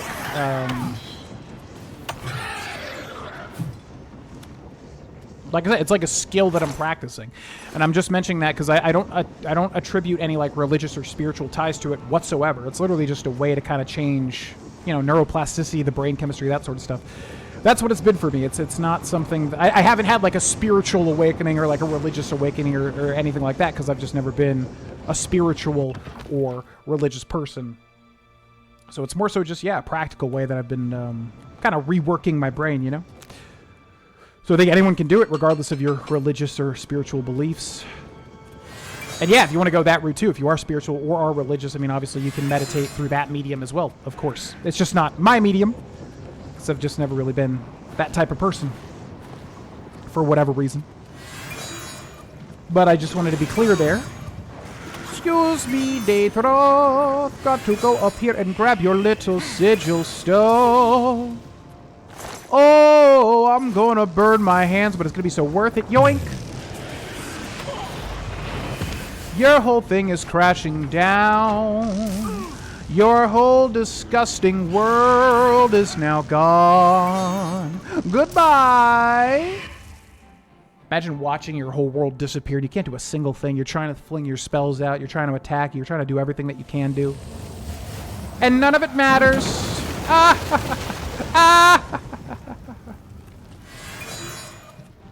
Let's check that sigil stone in a second. Bum bum bum bum bum bum bum bum. The Sierra Madre letting go thing. I would love to play that again now that the last time I did Dead Money, I didn't know anything about meditation. I would love to play Dead Money now and try to align myself with the central message more so than I ever have been able to do.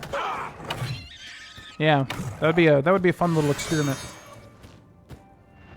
Because for anybody that's watching that never, like, kind of knew what they were going for, because I really didn't for, like, a long time. I didn't really get it, because I always kind of paid more attention to gameplay and, like, completing the mission than really getting, like, the themes a lot of the time. But, yeah, Dead Money is basically about, you know, you get at the end of it, you get all those gold bars that you obviously, oh, I want to get all the loot. I want to grab all the loot. I want to, you know, I'm breaking into a casino here. I want to get the stuff and get away with it. But the central theme of the Dead Money DLC for Fallout New Vegas is, yeah, letting go. You have to let go of the attachment to, you know, the riches. And Elijah couldn't let go, and that's what consumed him, right? It consumed him and destroyed his life, depending on how you choose the ending for Dead Money. He couldn't let it go. He couldn't let it go. So it's about letting go. And that's a big part of meditation. So I would like to, yeah, replay with kind of that viewpoint. You know what I mean? That'd be cool. Ba ba ba ba yabba doo ba dee yabba dee ba doo. With everything at Xbox, when do you think we'll get Elder Scrolls 6? Hopefully within the next 2 years. To be honest with you, I'm just not really holding my breath these days. Would love to play it, of course, but it has been a massive amount of time. So when it's out, and I'll play it. But yeah, just not gonna hold my breath. It's been so long. Wasn't the best community member? No, not at all, Trey Terra. I literally don't have a single, like, connotation of interacting with you that has been negative. Not a single one. And I mean that genuinely. What's up, Lord Grand K Master? What order should I do the DLC in Fallout New Vegas? By the way, GV in chat. Probably order of release, because they probably designed it that way. There's like a through line if you really explore a lot and find the little audio logs and things like that. There's kind of a through line. So if you're really curious about that stuff, you probably just want to do them in order, which is Dead Money, Honest Hearts, Old World Blues, Lonesome Road. Lonesome Road is meant as like the ending of Fallout New Vegas, so I would definitely keep that last. It's also the hardest. Not that Fallout New Vegas is that hard of a game, but it's the hardest. So I'd save that one for last. The other three you can kind of interchange, but yeah, I would just go in order of release. The only one I flat out don't like is Honest Hearts. But yeah. Do ba da do ba da do ba dee do. What's up, Back? Welcome in.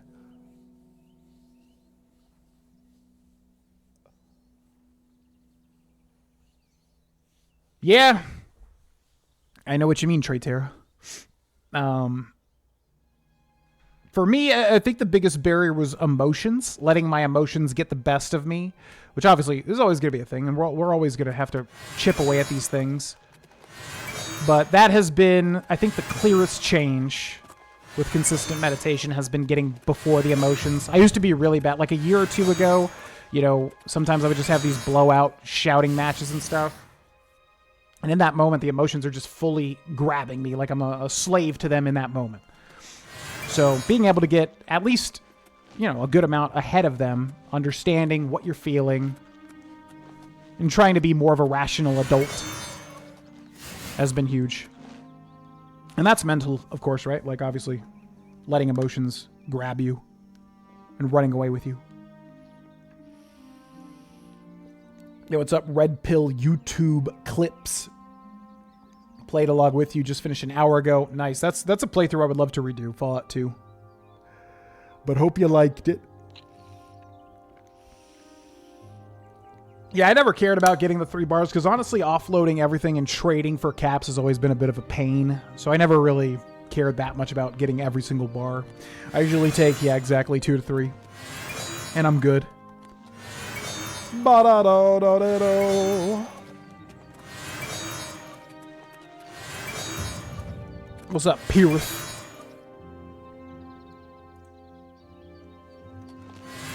Yeah, I just don't like Honest Hearts. Every single time I've tried to like it, and I just never like it. I don't know, man. That looks like Colorado over there.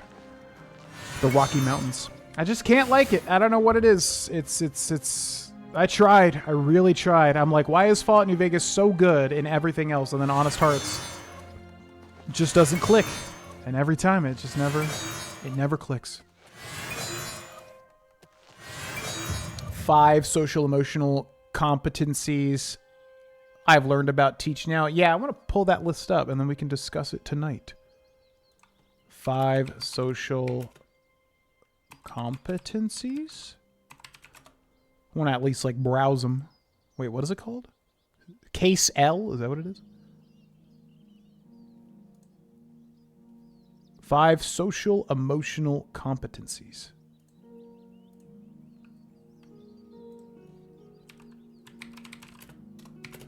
Yeah, because that's the thing too, man. Like, everything that's being taught to kids and like everything that we thought that we know like 20 years ago. I mean, just everything just feels like it's been changing so rapidly. So much stuff. So much stuff. So like this, the 5 social emotional competencies. Like I know we've discussed it, but I'm curious like what that framework is because had I been taught that as a kid, you know, could have maybe been much more positive than whatever else I was taught as a kid, which so much stuff. Like, just thinking about the DARE program and how much it, like, scared us into, like...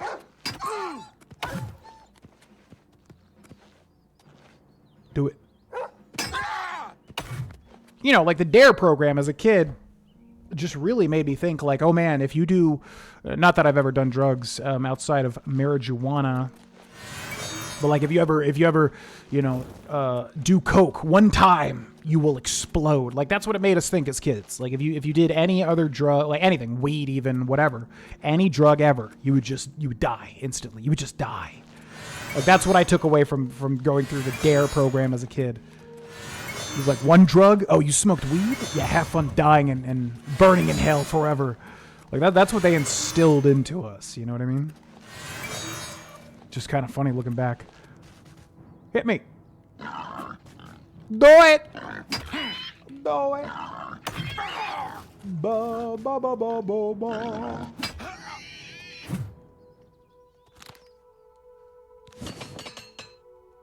Yeah, it never ends. I used to think like, oh, by the time that I'm 30 and 40, I'll be like such a smart adult and, you know, I'll be so well adjusted and everything will just be perfect and yada, yada, yada. And then you get to your 30s and I think you realize, oh, this never really ends. You'll probably be learning and feeling like you're a kid still understanding the world until your death day, until you die.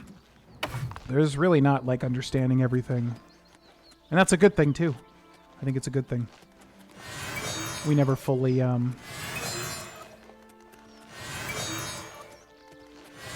we never fully understand the world around us. And how could we too, right? Ooh, perfect. Okay, so we just leveled up. So let's go remember to train Sneak, which I guess is still probably the best. We could also train Blunt, though. I would kind of like to get done with Blunt, because, man, this is taking 1,000 years to level up. Here, let's go back to Dunbarrow. Ba-ba-boo-bow. Bow-bow-bow. Bow-bow-bow-bow. Self-awareness, self-management, social awareness, relationship skills, responsible decision-making.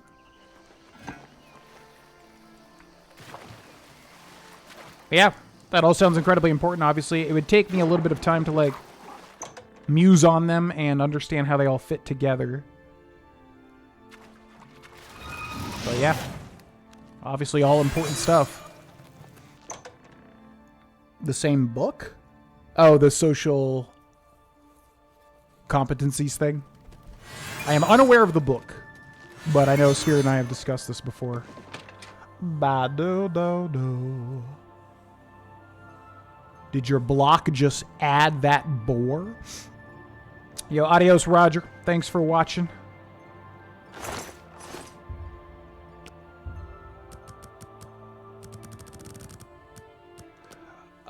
Yeah, basically I have so much damage reflection on my character that... So much damage reflection, so much defense, so much health that everybody that attacks me just kills themselves. It's pretty funny. Perfection does not exist. Also another thing I've been slowly but surely realizing. Obviously you always knew perfection doesn't exist, but it's like understanding through life experience has been huge. I don't count calories anymore, which has been Like, I never would have thought I ever would have, like, not counted calories. And the reason I don't do it is because, you know, you kind of realize, like, what's the point? You lose weight, you get to be where you want to be, and then why you have to let yourself eat food. And that was always something for me that was always very scary, giving myself the freedom to eat and enjoy food in a balanced way. And that was like letting go of that perfection a bit, you know? Okay. So now we can train. The question is, what do we want to train? If I do blunt... Yeah, sneak's kind of a waste because it's lower, but again, if it's glitched, it doesn't really matter. It's just really annoying. Let's look. Blunt is 92, so if I train 5, 5, 6, 7, we'd have to train 3 more levels, which is kind of annoying. What I could do is practice blunt until blunt is 95, and then level up blunt 5 more times, which probably would be the best thing to do, because then I can switch to marksman. Ba bo ba ba da dee dee doo. Buffering problems on my end, there should not be, because I have 0.0% dropped frames, so it doesn't look like there's been any connection issues, which, by the way, is really good. I think that's the first time I've moved to a new internet situation where I don't have, like, internet problems at first. And yeah, now that I think about it, the internet here has been really consistent, so that's really good. Anyways, if you have buffering, I think it's on your end. I don't think it's on my end. And yeah, the only thing is really to refresh the stream. Strive for better, not perfection is the main lesson. Yeah, exactly. And any of you perfectionists out there, I cannot say that enough. Coming from, like, perfectionist maestro, like the most perfection, not the most, but like the pretty damn perfectionist guy being me. If any of you people out there listening to this are perfectionists, start working against that now. Trust me. You want to get a better handle on that, like ideally in your 20s, if you know, rather than get into your 30s and start working at it. Being a perfectionist, I used to kind of have pride in it. It used to be like, oh, I'm a perfectionist. I try harder than everybody. Yeah, I really wish that I had started like working, you know, on realizing there is no such thing, and it's just gonna exhaust you over time. Yeah, can't stress that enough. If you can work on that, it's a very good thing to work on.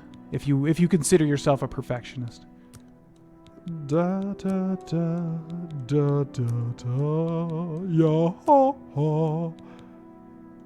Okay, so what can we get away with? 15? Oh my god. How about 20? No. No way. How about 19? Okay. How about 18? Okay, that's fine. How about 17 then? Beautiful. All right, let's call it Illu Grind 4.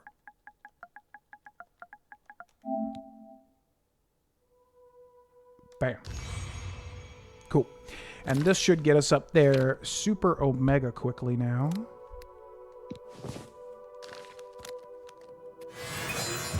And now we basically just need to, yeah, grind blunt like 3 more levels.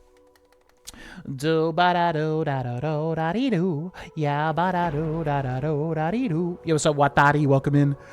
Going well, just slowly but surely painting and getting everything set in the right place.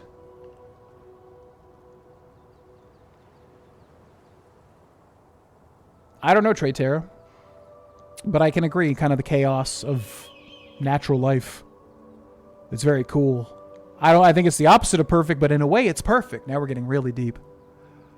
What's up, Keegan? Is alteration worth it? I think as far as magical schools go, the only ones that are really like worth it, destruction for damage, obviously. Restoration for healing, obviously. Conjuration, super strong. Illusion and mysticism, I just feel like a lot of the time kind of go into the... They're fun, but do I need them? No. So for me, they're like more of a roleplay thing. Do I want to roleplay as an illusionist or a mystic, whatever, or a master of magic? Then sure. Outside of that, do I need it? Not really. You know what I mean? I feel like that's kind of the thing. All right, let's do a lightning chat round real quick, and then I'm going to go to the bathroom, And then we'll probably end the stream somewhat soon here, but I would like to get at least Master Illusion, because we're close to it.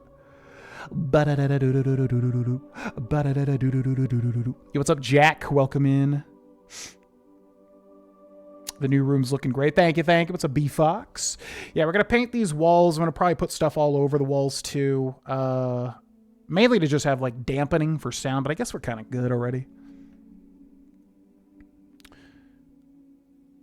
How far of a drive if you want to go to the beach? It's a drive. Yeah, it's definitely a drive. It's going to be like a probably stay the weekend sort of thing. But I love the area we're in. It's gorgeous. It's gorgeous.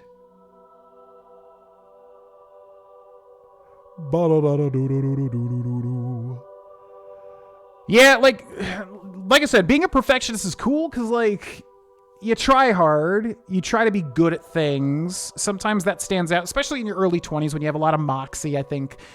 You can be more charismatic, you know, you can kind of funnel it into your personality to be like, I don't know, you put intent. You're a perfectionist, so you're putting a lot of intent into things, and that's an attractive quality in a person. But like I said, I think when you get into your 30s, it just kind of burns you out into a lot of things. You realize like how hard that is to keep up all of the time, being a perfectionist. At least that's been my experience.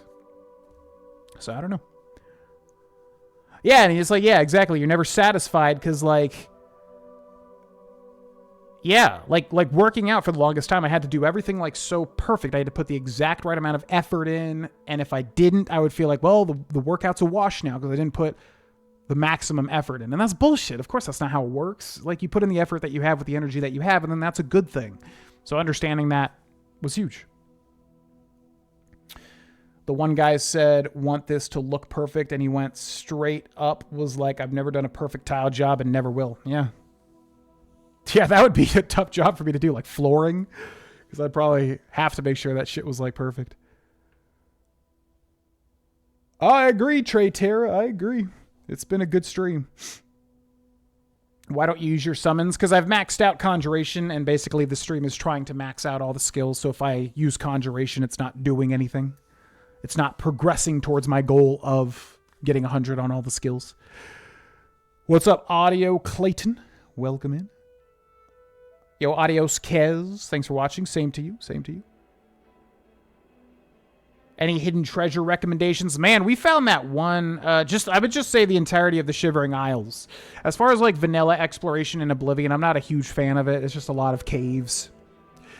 But I would say do the Shivering Isles. There's one particular dungeon, I can't remember it, that's so crazy, and it blew my mind how much shit was in there. It's where one of the hidden skulls were. So if you look up the 5 like unmarked skulls in the Shivering Isles, eventually you'll come to one of the dungeons and it's just nutso. But a lot of the Shivering Isles places are cool. So I would just say that in general. Yep. It's about letting go. Yeah, it's really cool. I wish it was on screen. Basically, I'm using it to kind of box in like a voice acting box here. But yes, it's a huge... I can show you it. Here, look.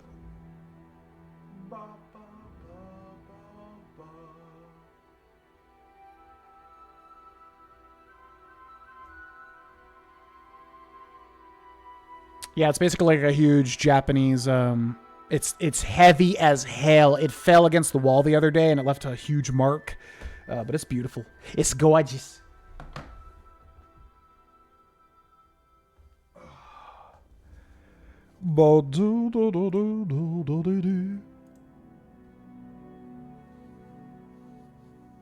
Yeah. Like I said, there are some merits. There are some nice things to being a perfectionist, but I think it's a young man's game, ultimately. I wonder how many people are perfectionists that, like, are still perfectionists into their 40s and 50s. Like, I would love to see a study. Wait, what? Oh, that's weird. I would love to see a study based on, like, you know, how many people consider themselves perfectionists that are still perfectionists as life goes on. That'd be an interesting study. Yo, thanks for the subscription on YouTube. Adios, Keegan. Just joined the Discord. Welcome in. Welcome in. Yeah, okay, so we're going to try to get 100 illusion, like I said. And then we'll probably end the stream. But I have to go to the bathroom, so I'm going to do that, and I'll be right back, folks. Thanks for watching.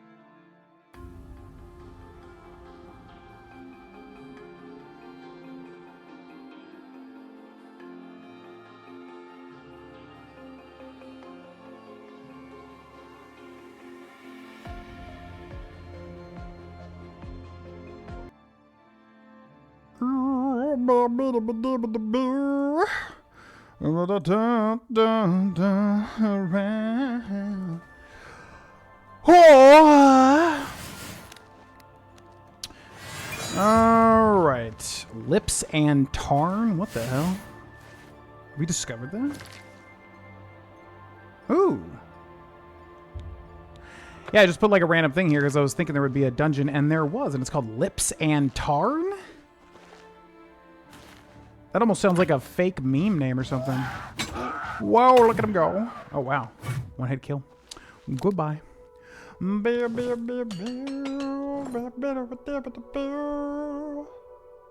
Yo, thanks, Marshall. Perfectionism is a self-delusion that only harms us. Life is messy, and the more we embrace imperfection in ourselves and others, the greater our capacity for love and appreciation and joy. Very well put. Yeah, I think it just went hand in hand. Like I said, not to keep harping on the meditation thing, but I think it went hand in hand with that. It was just like, you know, when you just practice being in the moment more, it gets very difficult to like want to keep adding to perfection, because I think you just realize like, oh well, when I'm trying to do this, I'm not really like enjoying the thing that I'm doing to the fullest that I can. What is Lips and Tarn? Literally called Lips and Tarn. Lips and Tarn. So I think it was just that. It was just basically, yeah, realizing like, well, shoot, if I'm always striving for perfection and everything, then I'm not just enjoying it. And what's the point of that if I'm not enjoying life when I could be enjoying life? You know? I definitely still have the inclinations, though, of course. Like, I still want to strive for perfectionism on a subconscious level. But these days, it's a lot easier to be fought mud crabs more fearsome than you. More comfortable without achieving it. I fought more mud crabs. Oh, okay. We got the vampire disease. We got porphyric chemo, whatever. Look at you go, you vampire rogue. You're so DPS-y.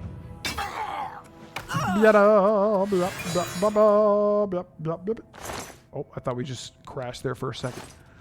Okay, so we got to remember to do a cure disease potion after this. By Eastmere's beard, we got Let's go ahead and use a Farless Stone too. Miscellaneous V. This is the part where you fall down and bleed to death. Oh, is it? How odd! You seem to be the one who's fallen down and bled to death. Can't believe I'm reinstalling Discord. Yeah, the Discord is open to everybody. I was going to do a little announcements, but the Discord is open to everybody, anybody and everybody. We did upload a update video on the main channel and on the Patreon channel as well. One of the updates was that the Discord is now open to everybody. So yeah, feel free to join. There should be a link in this description, I do believe. Yes! Yes!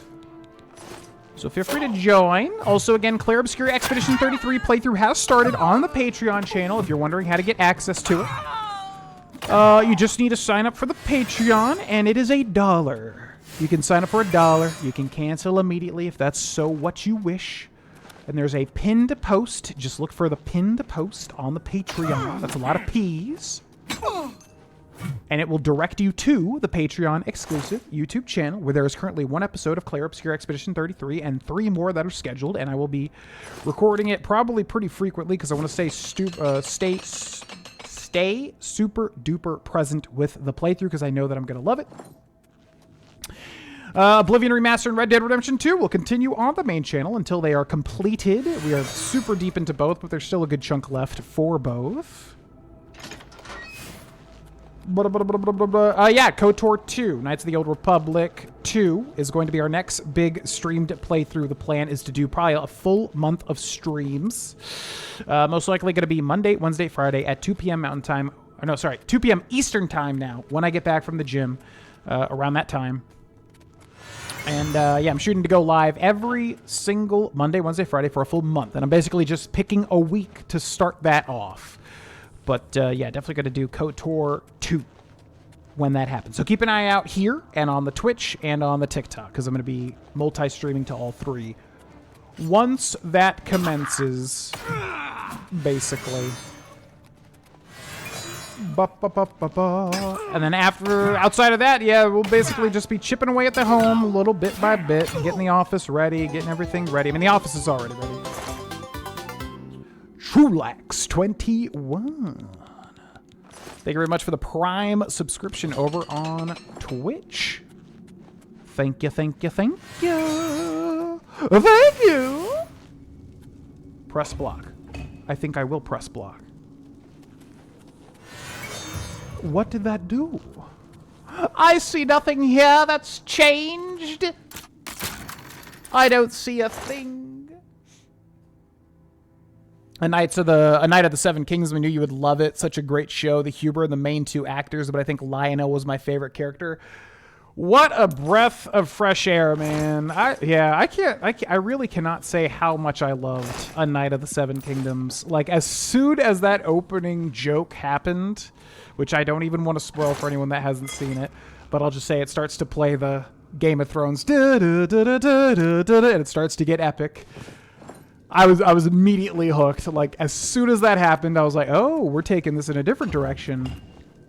Yeah, loved it. I am so excited for season 2. Just such a small show, but that's exactly like what Game of Thrones needed. It needed like a much smaller scale, little vignette type show. Yeah, it was great.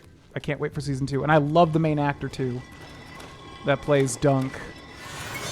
Love him. The kid's great too. Good kid actor, which is hard to find. Yeah, such a breath of fresh air. Yeah,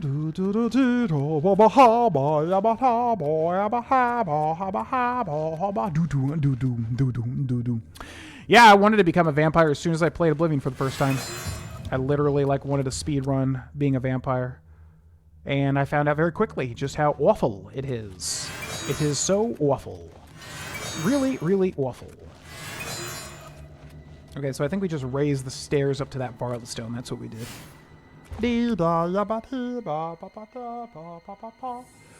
Yep, we talked about Hot D earlier in the stream, and yeah, first episode was much better than... Again, I like Season 2, but it's just a thing of, like, looking back, like, not a lot got accomplished. And I just wish, yeah, there were, like, bigger events, basically. But, great episode, Season 3, Episode 1. Liked it a lot. Much more exciting than I feel like Season 2 as a whole was. Which is sad, because I was really, like, interested in, I forget all their names, because they're literally all Dagon, Rhaegon, Raynar, Raybar, Rebar, Rhynar, Rhaenyra, Rhaedyra, Babira. I literally, like, people have always said that about Game of Thrones, but I'm really having a tough time with Hot D, but, Daemon Targaryen, Matt Smith, right? Damon? Damien? Dagon? It's Daemon, I'm pretty sure. The character that Matt Smith plays. Yeah, I was really into that whole, like, Season 2 thing that was going on with him, and then, doesn't really amount to much, and I just feel like that was a lot of Season 2. But, Season 3, Episode 1, great. Liked it a lot. Stone Door to Lips and Tarn.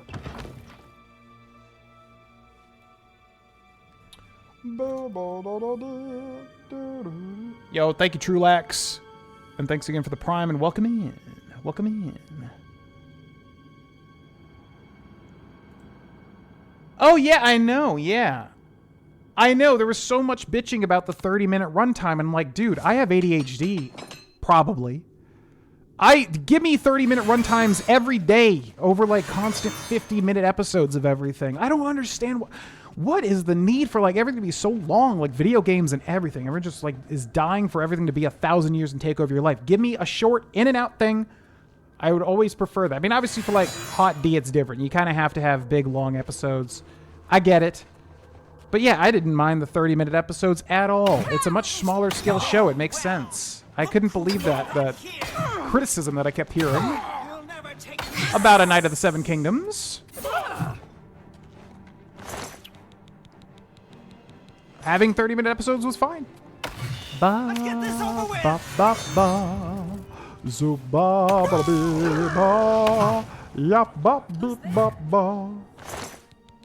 Why y'all ain't got nothing that I want, huh? Hello? Who's there? Hello? What? I heard in this game if you go in the daytime as a vampire, it kills you. Is that true? Yep. That is absolutely true, which is why it's horrendous to play as a vampire in this game. Honestly, that would be a mod that I would actually consider as like a vampire rework, because I would love to play as a vampire, but it's such a pain in the ass. Basically, it's like there's 4 stages. If you don't feed, you become the strongest vampire, but you also take constant sunlight damage, which of course makes sense, but gameplay-wise, it's really annoying. And that's pretty much what being a vampire in Oblivion's like, unfortunately.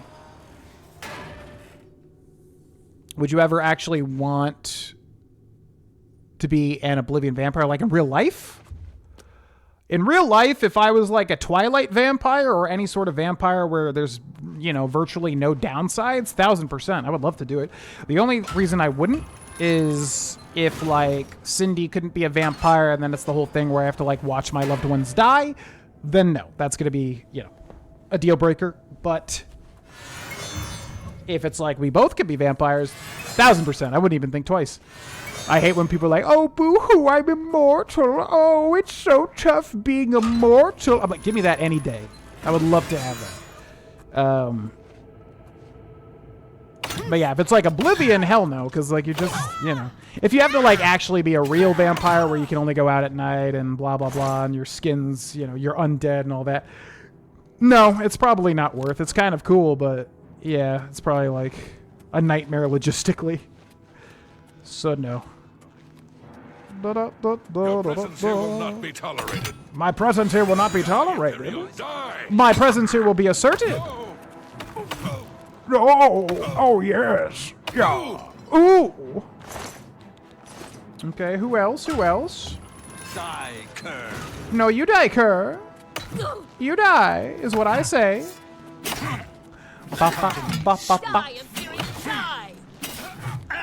No, oh my god, I completely forgot about Fallout Season 2. I got really sidetracked. I watched the Ghoul's actor in The White Lotus Season 3. What's his name? Walton Goggins. I completely forgot about, Fallout Season 2. I have to watch that. I'm probably going to finish Nathan Fielder's The Rehearsal Season 2. And then I will finally watch Fallout Season 2. I know. It's crazy. And everybody likes it too. Bum bum bum bum bum. Bum bum bum bum bum. As a Dunmer, it's ridiculously OP. Being a vampire? Why is that? I'm forgetting the unique interaction. Bum bum bum bum bum. Bum bum bum bum bum. Okay, we only got 3 more levels of Illusion. And then it's maxed. Blood of Dawnwalker? What is that? I am so out of touch with games these days, if that's a game.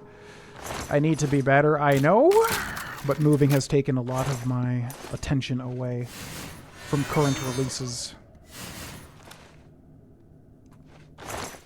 Potion of Grace. Bum bum bum bum bum. Bum bum bum bum bum. We already look like them. We even take damage in the sun. Yeah, it's like, oh man, what a great film, Sinners. I don't want to spoil anything there either, because if you haven't seen Sinners, genuinely one of the best films I've seen in a long time. But it's like that. It's like, if I can, if it's fun being a vampire, sure, absolutely. If it's like a living nightmare, logistically, then no. And if I have to watch, my loved ones die in front of me as I stay the same age as they get older, I mean, that's just too much mental anguish for any human being to take, I think, unless you're literally just like a psychopath or something and don't mind that. Oh, you're like the boss of this area. Wow, you were so bossy. You're so difficult. But yeah, hey, if it's like a cool Sinners vampire, I mean, absolutely. Okay, 1 more point of Illusion, and then we're done. And that goes up. This might be like shortcut out of here. So that was interesting.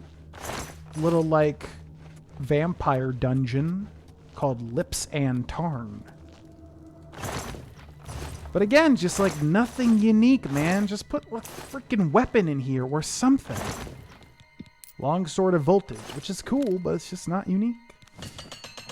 Give me a reason to come here, I know you just say, oh, just explore, but I just want a reward, that's all. The references in Fallout Season 2. Yeah, that's a good idea. That's a good idea. I'm sure there's going to be 1,000 of them. A true vamp. Oh, yeah. I think I know what you're talking about. Oh, the fire resist. Duh. Why did I not think of that?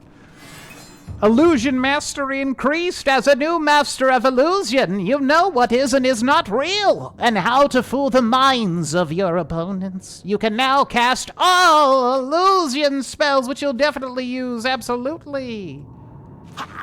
Okay, cool. Did we not get the illusion training quest? I should have, because anything above 75 I should have. Let's see. Did I not get the illusion? Blade, security, acrobatics. I did not. Okay, so let's find that.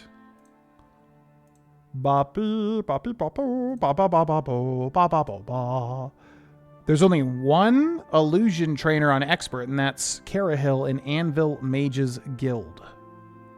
How odd. Okay. To the Anvil Mages Guild.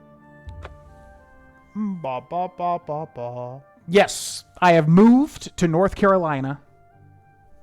We packed up the kiddies. We drove all the way to North Carolina, basically to be closer to my family, also to upgrade houses.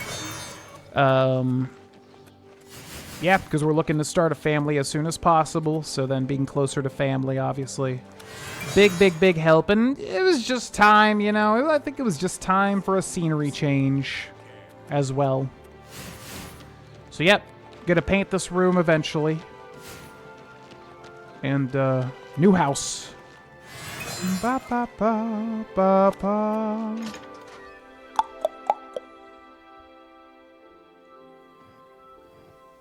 Yes, karaoke. We will do that too. Yep. Hello, Carrie Hill. I need training. Martina Floria at the Arcane University has a much better mastery of illusion spells than I. You should travel there and speak with her.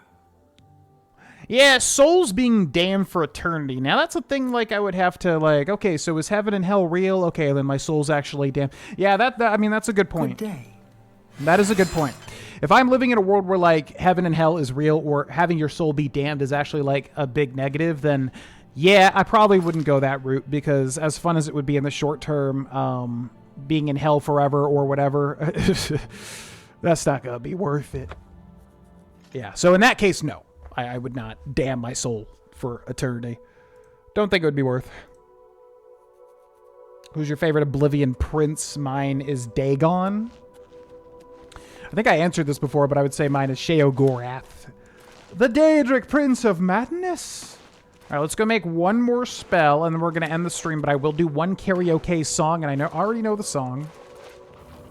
Actually, it's between two songs. It's a song that I know that I can do, but I want to see if I can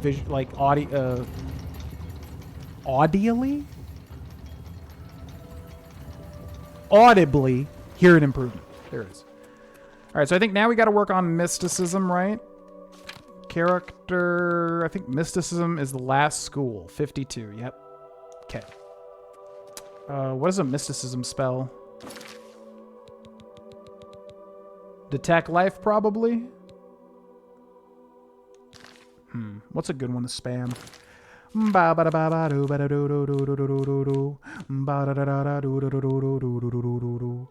Okay, we're looking for mysticism. Dispel other, Greater dispel other, Remote manipulation? We basically just need a high-cost mysticism spell, but I don't know what the best version of it is. Soul Trap? But I don't think it's like Skyrim where you can cast that on a dead body. I guess it's just going to be life detection, huh? Or dispel on self. I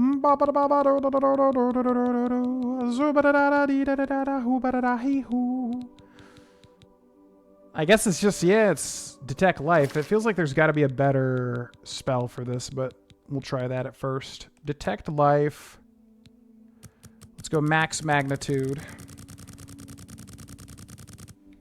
We'll try this. Mysticism of 75. How about you? Okay. Okay. Okay.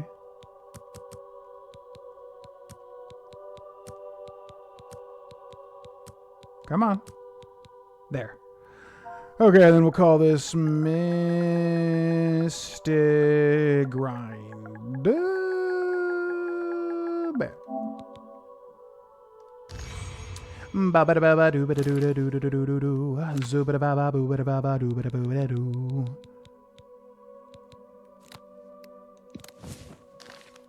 I just feel like Detect Life doesn't really level it up that fast, but actually that's not true because it goes off of mana cost, so it just depends on that.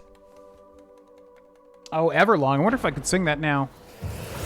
My brain has understood how to sing better through working my voice. So there's certain songs that before I was like, oh, I can't do that. But then now I'm like, oh, now I understand how to manipulate my throat in order to sing this song. And all of this doesn't matter because as soon as I start to sing, I'm going to be a 2 in my head because it's the only thing that I get in my head for is freaking singing karaoke for some reason. Anyways, it's not Everlong, but I do love that song. Molag Bal just because of vampires, but he's just too evil, so it's Hercene. Oh yeah, Hercene. I always forget about Hercene. Hersine's interesting. He's like the druid Daedra.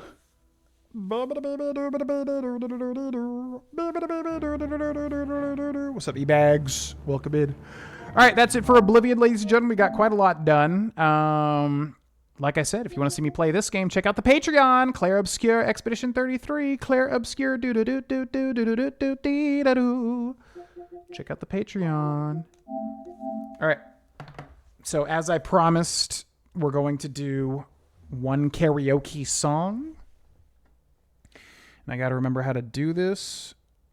Claire Obscure da da da da da ba da da da dee da doo ba ba ba ba da da ba ba ba da ba ba bee ba doo ba ba ba ba da da ba ba ba ba ba ba bee ba ba ya ba ba ba ba ba ba ba ba ba ba ba ba.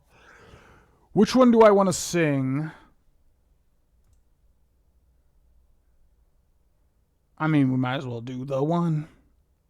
We might as well do the one. Okay. Time to make this copyright claim now. And I'm at the limit of my energy, by the way, because I got 0 sleep last night. It was terrible sleep. And yeah, this will be the last percentage of my energy that I have for today. So I'm going to go all out with it. Let's click this.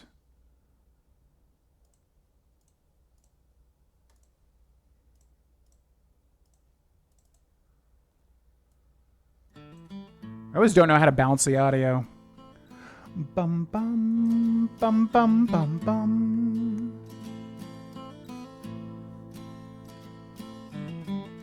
This is the greatest and best song in the world. All right. I'm not going to subject Cindy to this, so I'm going to close my door real quick. One sec.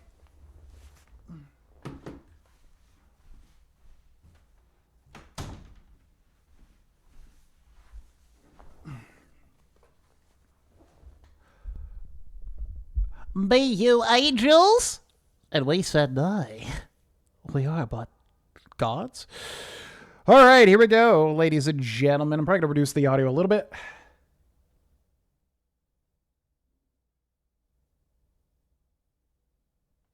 Hopefully I don't blow out the mic here. Let's try.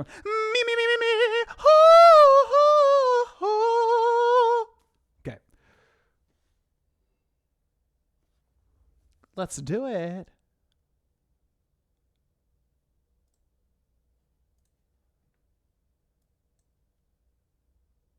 How much energy I require by consuming food.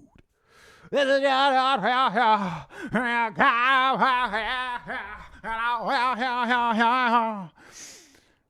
that's the Jack Black songs I know that I can at least not butcher them.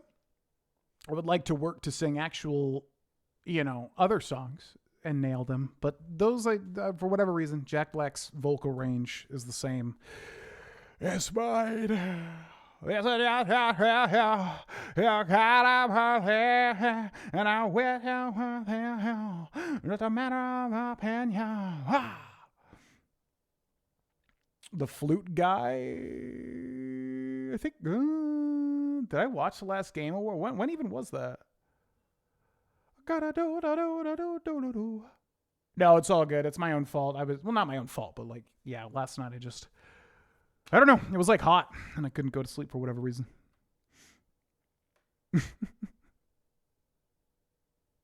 Lonesome Road. Yeah, I know. I thought of the same thing. It was like we were just talking about the Fallout DLCs.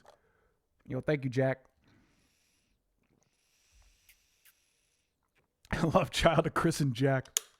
I don't know. For whatever reason, it's the same. I don't even talk like Jack Black, but his singing voice for whatever reason.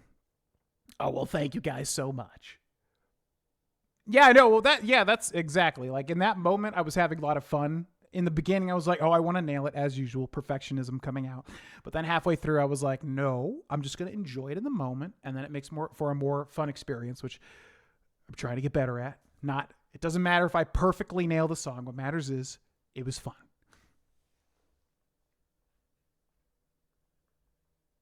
Vitus? Wait, from Tenacious D? I used to listen to all their stuff. I don't know that song, though, unless it's new. All right, ladies and gentlemen, I am out of energy. That was all of my energy. And my sister is coming over to help us paint. Thus, the end of the stream is nigh. Super fun stream. Yeah, spur of the moment. I just kind of had an open day, and I was like, you know what? I feel like grinding some Oblivion skills. So it was a lot of fun. Like I said, main channel is going to be Oblivion Remastered and Red Dead Redemption 2 until they are finished. That's going to be what it is. Patreon channel is going to be Claire Obscura Expedition 33 full and blind playthrough. If you would like to watch, check out the Patreon, patreon.com/Grovana. It is $1 to sign up and get all the perks. Discord is open. Feel free to click the link in the description and join. Good thing to follow is the Twitter at Grovana, whatever. It's at Grovana on Twitter because I will post when I'm live there, and also the Discord. Anything else? Yeah, like I said, we'll just be slowly, chipping away at the house, painting, putting things up, etc., etc. I got like literally 100 Amazon packages coming with Prime Day, so it's going to be a process, is what I'm saying. Oh, yeah, and the last thing. For streams, like I said, Monday, Wednesday, Friday, 2 p.m. Eastern is what I'm shooting for. I want to do a KOTOR 2 blind and full playthrough. So that's going to kind of be the next thing we do for streams. It's just basically picking a week to kick that off. And I want to do it for a whole month, at least, until like KOTOR 2 is done, obviously, at least. And then go from there. Like, maybe make a schedule after that and all that. So keep an eye out for all the stuff if you want to stay updated, yada, yada, yada. You know the deal. Thanks for watching. Vitus Unusual Song? Yeah, I'm not aware of this. Yo, thank you, Jack. Appreciate that.